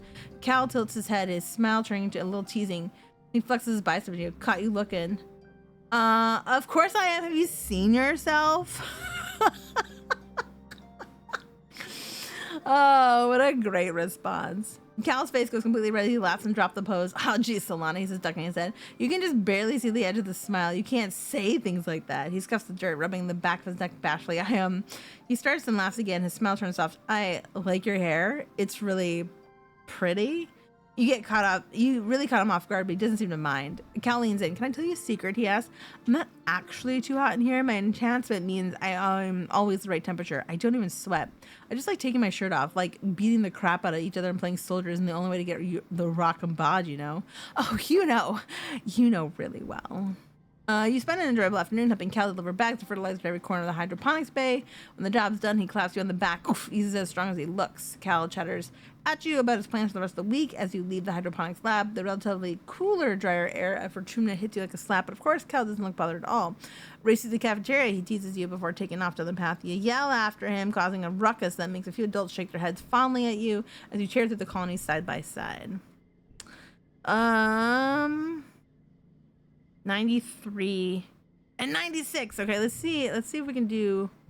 I don't have what he wants, but I think I already talked to him, right? Did we just start this month? I don't even know what we've done.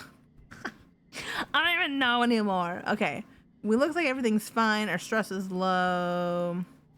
Okay, we can go on a date, which I think will hopefully max this out. So we go to the bar. You and Rex head to the bar that Rex so lovingly built, and he reaches over the bar to pour you both huge mugs of fermented potato juice. You curl up together on a chair that's probably built for one person, but Rex's rather flexible interpretation of personal space means it doesn't feel crowded. You drink your potato juice slowly, exchanging colony gossip as Rex's hand gets higher and higher on the thigh you have slung over his. Eventually, he puts down both your empty mugs and leans in, kissing your neck. How about we get out of here, sunshine, he murmurs. You think that's a great idea, and turns out you're absolutely right. Uh-oh. We got low battery on my phone, too. Oh, guys.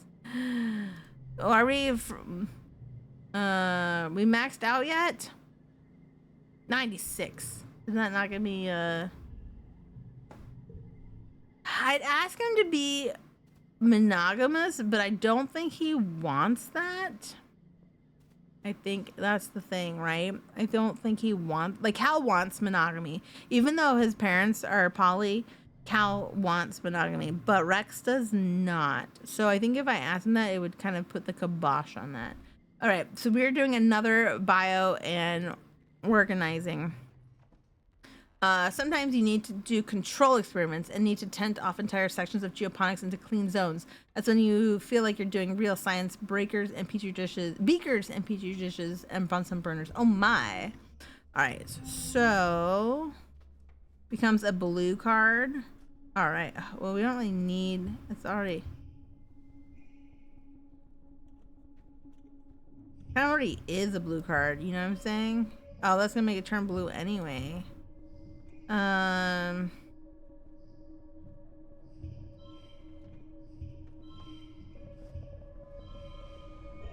don't like it though. Honestly.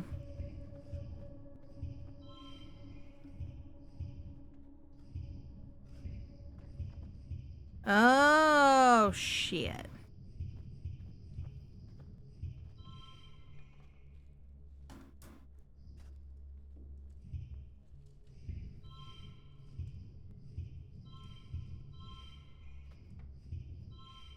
$44. I think it was $44 when we did it the other way.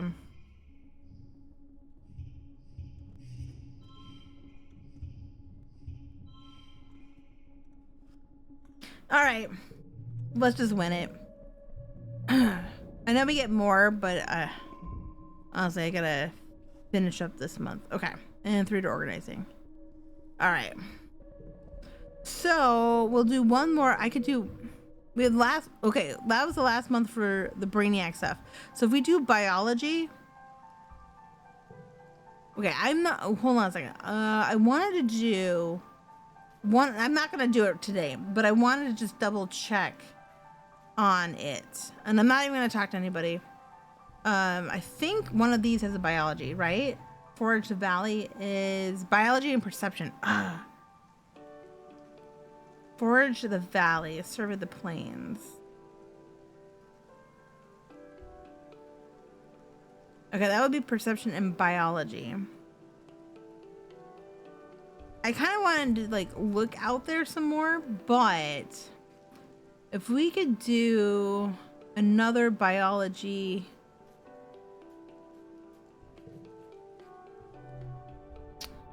We have biology in here. We have 3 biology and 3 empathy. The biology needs at least 3. So we might have to do the med bay, which would also give me, what I say, empathy, 3 to empathy. That wouldn't be terrible. Reasoning. 2, but yeah. Okay. So that's what we'll do. We'll get the biology maxed out as well. Oop, boba fruit. Let's just grab that while we're here. Okay, let's save this. All right. And let's get out of here. All right. All right.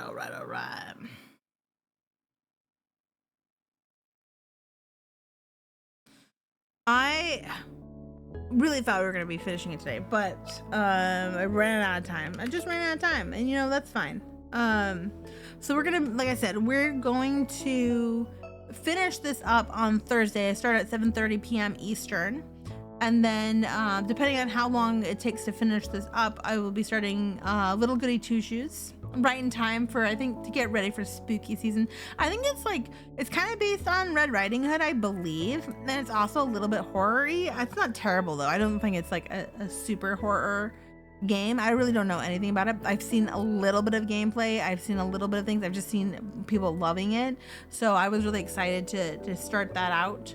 That is kind of my my plan, so depending on that. So you can always follow me at Blue Sky, Twitter, or join my Discord. I will say I'm pretty much the most active in Blue Sky, but I do I check my Discord all the time, so those are probably the best places if you want to know what's going on.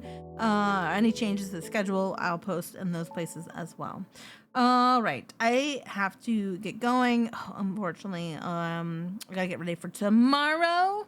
I hope you all have a wonderful rest of your day. Thank you so much for hanging out with me, for reminding me to drink, for the follows. It's been a lot of fun. I'm actually, you know, this game has so much to offer, and it's like the replayability on it is crazy. So I expect more of this in the future. I think they've just done the characters very well. I'm loving it. All right. You guys, I think I can hear my cats getting angry that I've been away from them for so long. So I gotta get going. I love you guys all so much. Have a good one, and I'll see you guys soon. All right, take care now. Bye. Thank you.